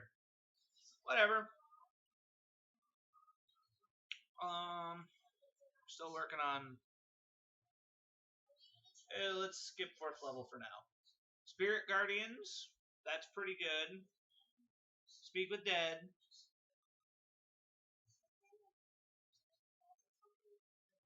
Meld into Stone. Glyph of Warding. Spell Magic. Bestow Curse. Oh, we got a shitload at fucking 3rd level. So what did I say? Spirit Guardians?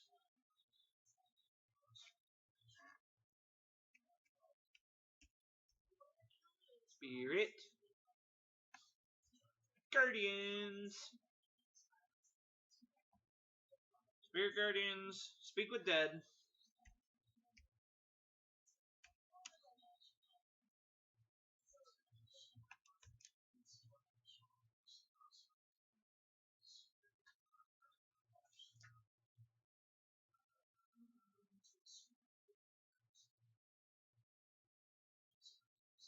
Glyph of Warding.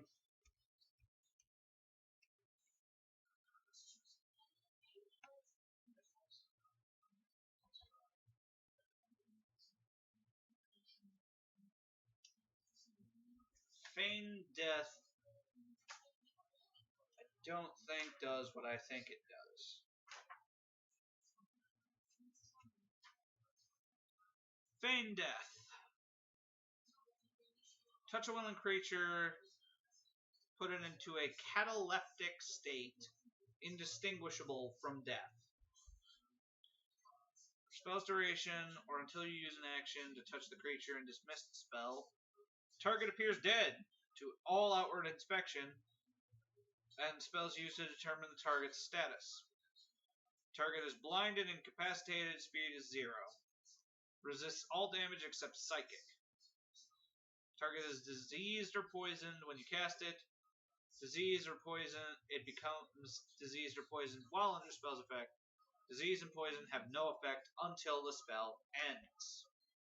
No. Spell magic.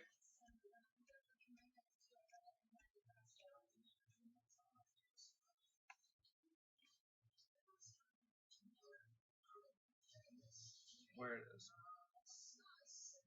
Bestow Curse.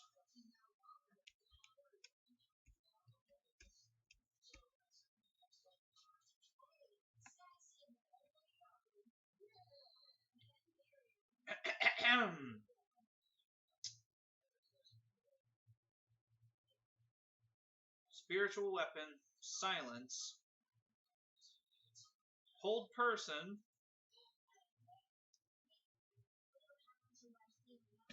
Spiritual Weapon, Silence, and Hold Person.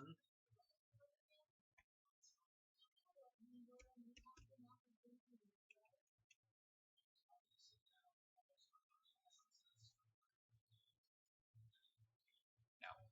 Go. There. Spiritual Weapon. Silence.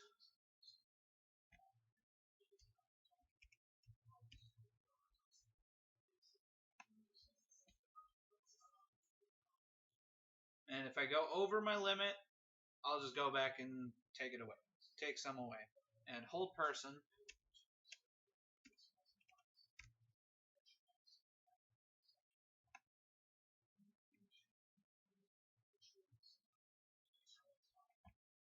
And now, 1st level spells. Shield of Faith, Sanctuary. Inflict Wounds. Guiding Bolt.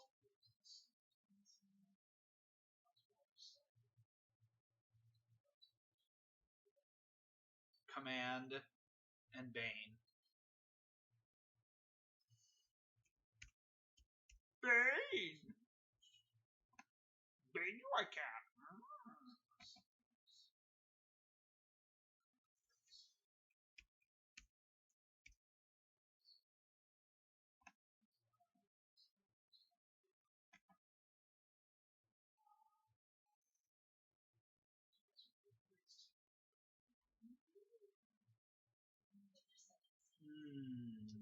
Inflict wounds.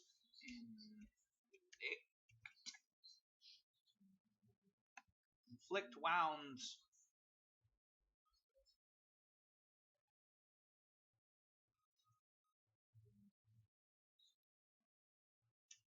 What do we got? What are we at right now? Spell wise. 1, 2, 3, 4, 7, 8, 9, 10, 11, 12, 13. So we only get 4 more. Alright, we are over by a couple. So, what I'm gonna do, gonna drop Legend Lore. Gonna drop Silence.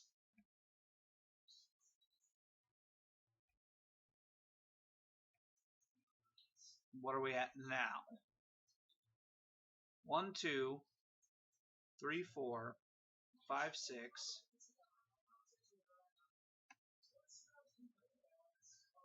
1, 2, 3, 4, 5, 6, 7, 8, 9, 10, 11, 12. We get 5 more. We've got 5 more. Okay. I think these are his spells. Bane, Command, Inflict Wounds, Spiritual Weapon, Hold Person, Contagion, Insect Plague, Stone Shape, Guardian of Faith, Bestow Cursed, Spell Magic, Glyph of Warding,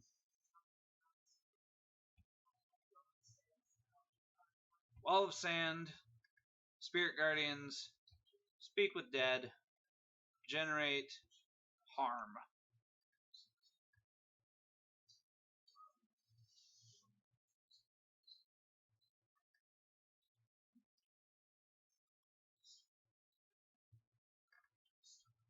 Woo! We got that bit done.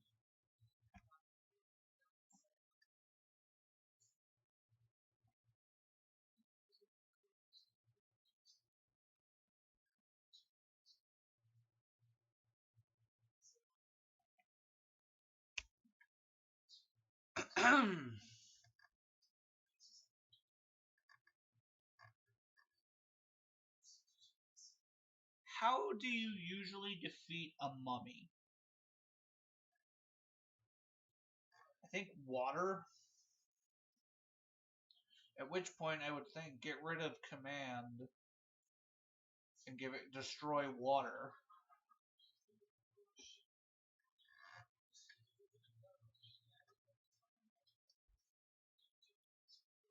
You could just return the slab or suffer my curse. Points if you get the reference.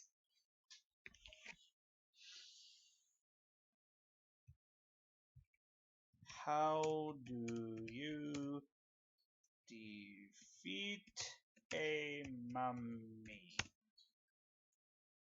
How do you defeat a mummy?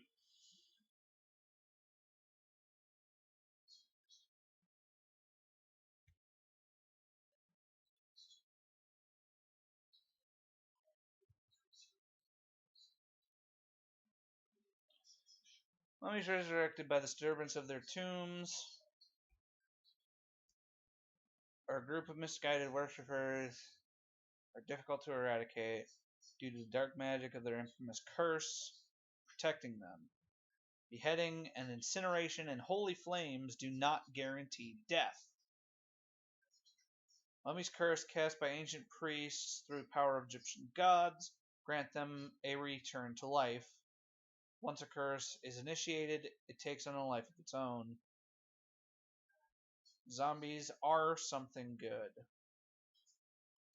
Even with the most powerful of curses, zombie flesh can inexplicably bring down an entire house of cards. Tricking a mummy into eating zombie meat will cause them to instantly burst into brilliant shimmering sands. What? What kind of bullshit is this?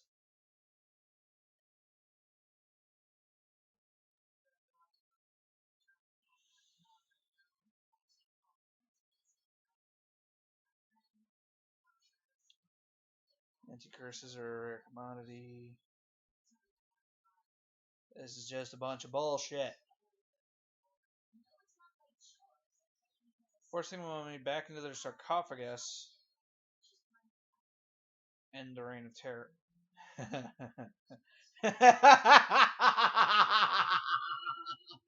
I just thought of a flaw and it's kind of funny.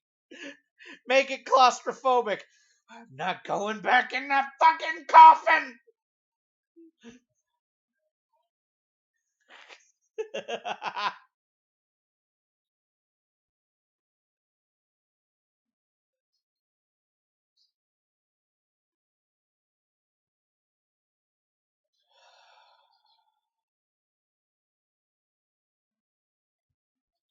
For lols, because I like it.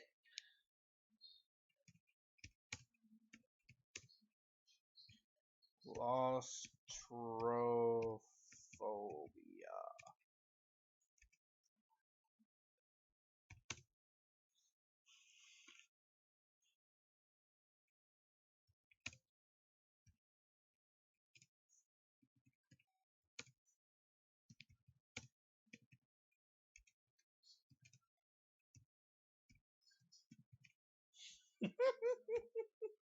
You have claustrophobia. Small spaces give you great anxiety. Fuck the sarcophagus. Fuck the sarcophagus. I'm going. No. No. Just gonna leave it at that. And let people wonder why. Be fucking funny.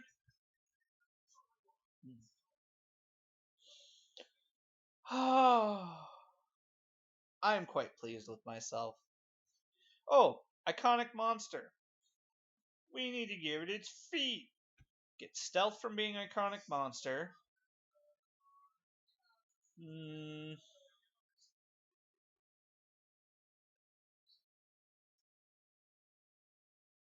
What would be an accurate thing for mummies? It's already got religion and history because it's old and it's a worshiper.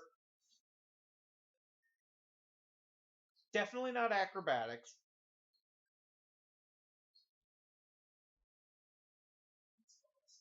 Potentially animal handling because of its ability to like cause a swarm of scarabs.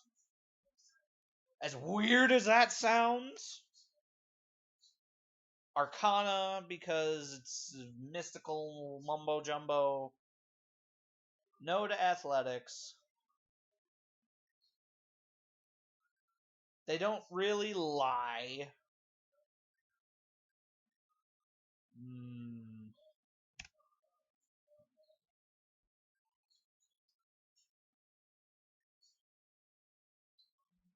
I don't think they really like.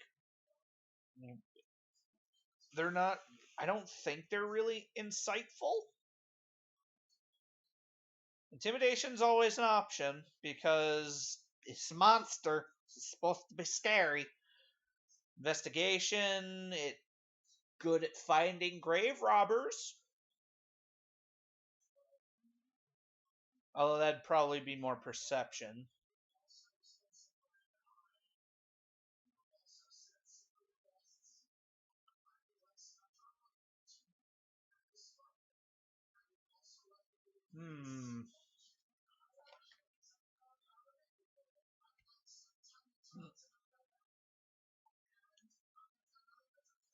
I think we're going to give it perception for being able to find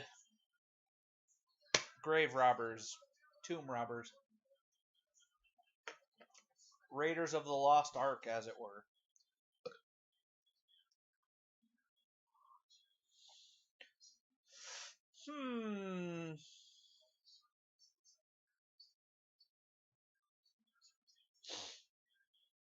Bonds, ideals, and personality traits.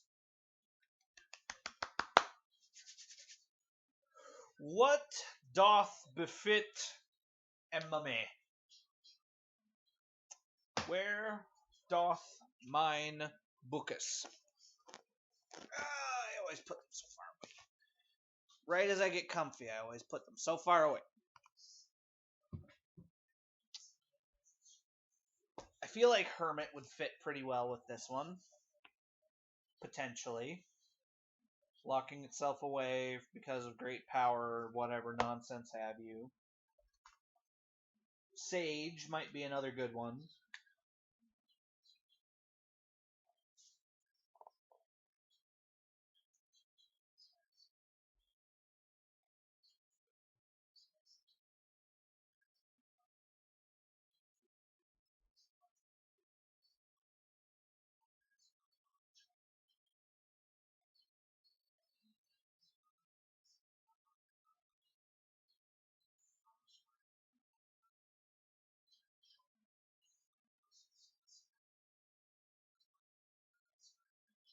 I've been isolated for so long I rarely speak, preferring gestures and the occasional grunt.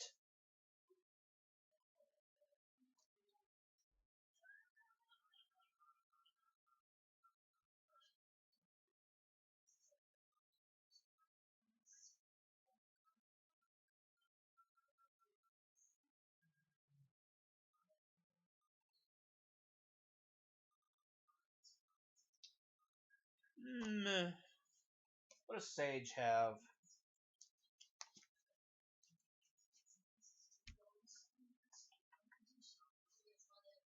I prefer polysyllabic words that convey the impression of great erudition. I've read every book in the world's greatest libraries, or I like to boast that I have. I'm used to helping out those who aren't as smart as I am. I patiently explain everything and anything to others. There's nothing I like more than a good mystery. Willing to listen to willing to listen to every side of an argument before I make my judgment. I don't like any of these. Ooh, there's one. I'm convinced that people are always trying to steal my secrets.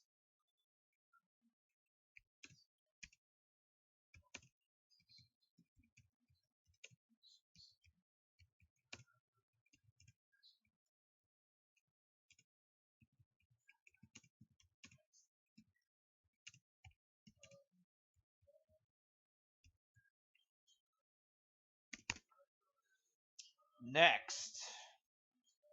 Well, we need one more.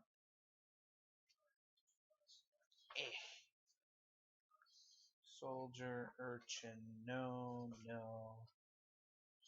No, no, no. No.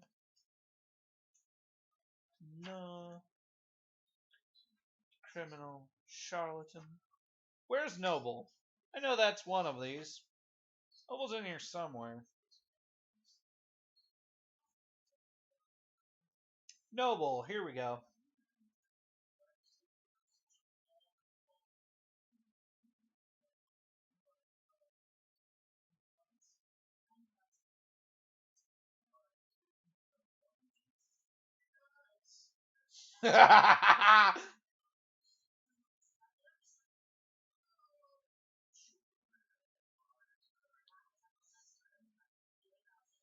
Alright.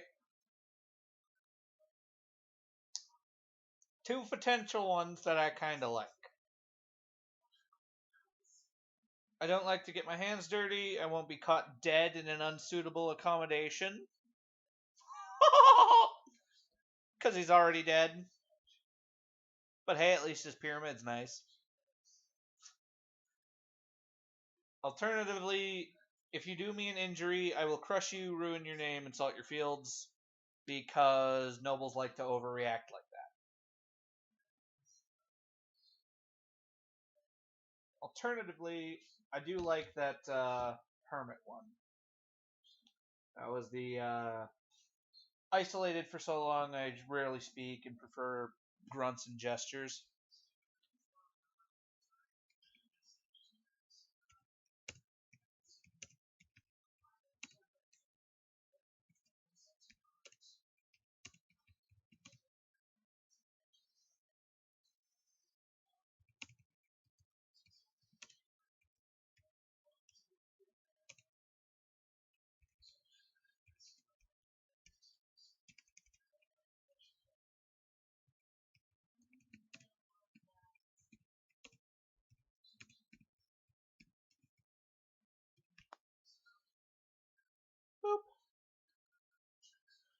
Ideals. Let's look at let's look at noble ideals.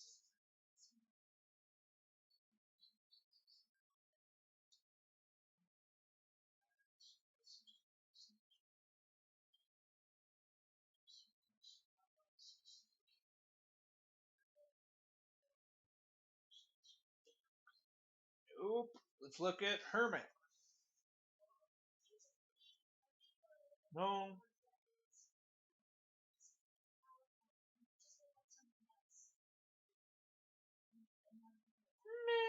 Maybe not. It's a little far fetched, but well, not far fetched. That's the wrong word. Matter of fact, that's a Pokemon. Surfetched is fucking hilarious.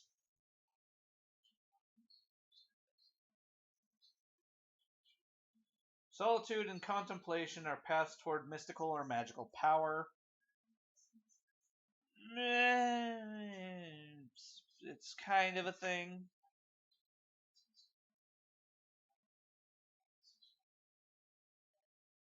If I can attain more power, no one will tell me what to do.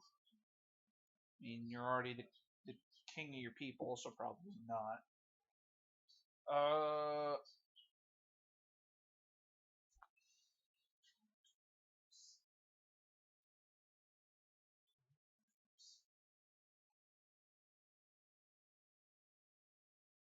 ooh, here we go.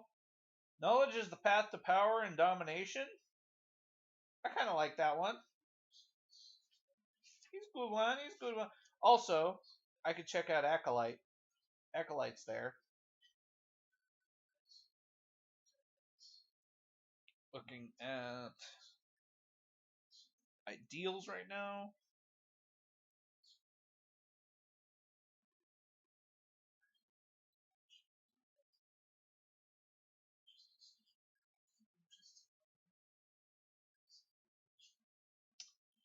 Here's the thing, though, with Acolyte.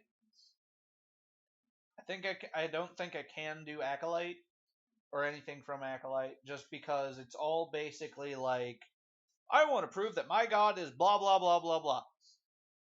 The way I'm going to work patrons and deities in this, in the case that the players get these get such characters, is you are your own source of power because you're an iconic monster.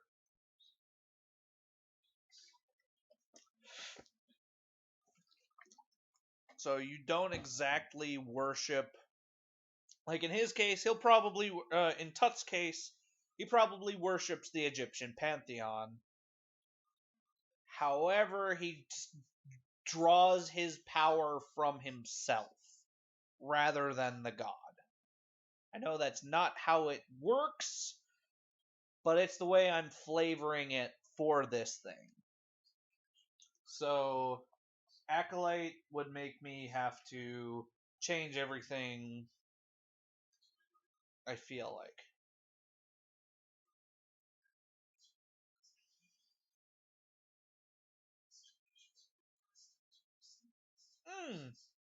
I say this, and then I immediately find one I kind of like.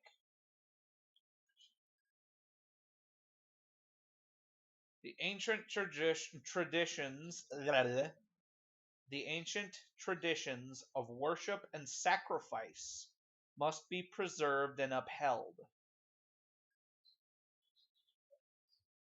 Or we must help bring about the changes the gods are constantly working in the world.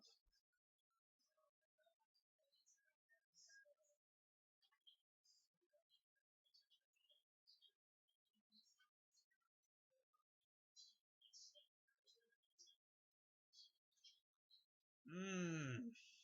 Fuck.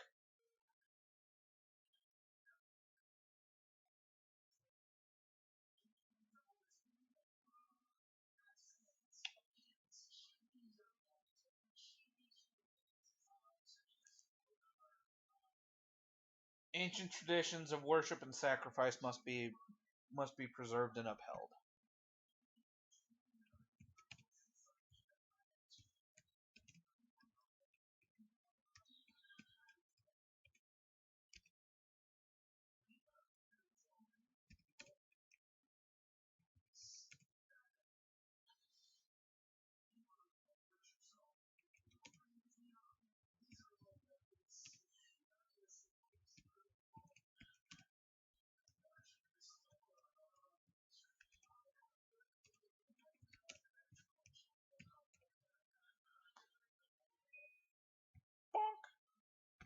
Bonds! Bonds! James Bonds!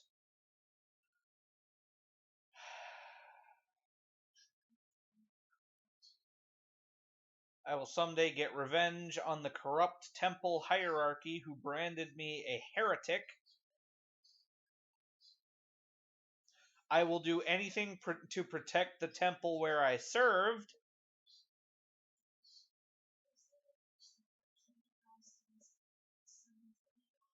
I think I'll go with I will do anything to protect my pyramid.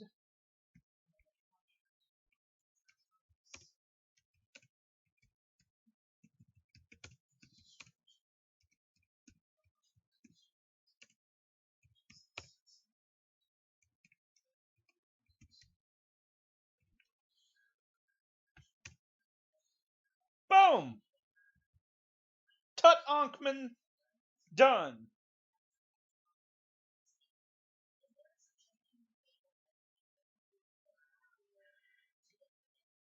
Level 14 Death Domain Cleric. Ideally would be a level 10 Death Domain, level 10 Undying Warlock, but I only have 14 levels to work with because of everybody else.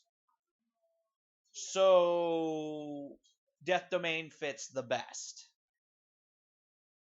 And honestly, I like the way that he works out. It's pretty damn good, if you ask me. And I think we did it in about the same time we did Frank. So, I'm going to end it here. Clack. However, as a preview for the next one, which I think I'm just going to wait until tomorrow morning. No guarantee on what time.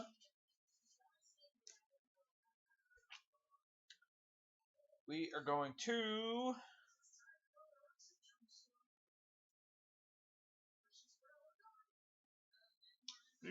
do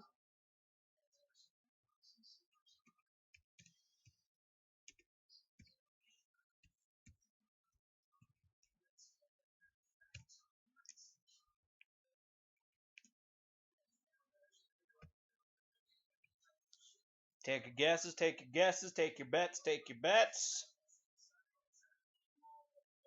Zombranator.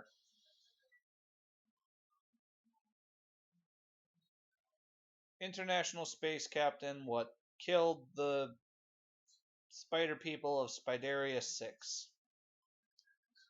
That Zombranator.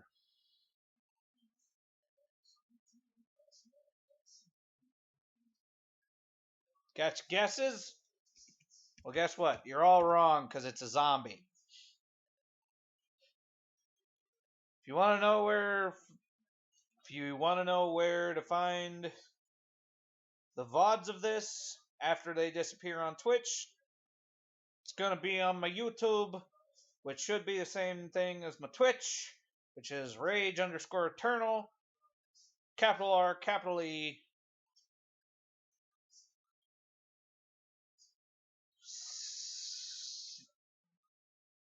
I don't know. Rage Eternal out.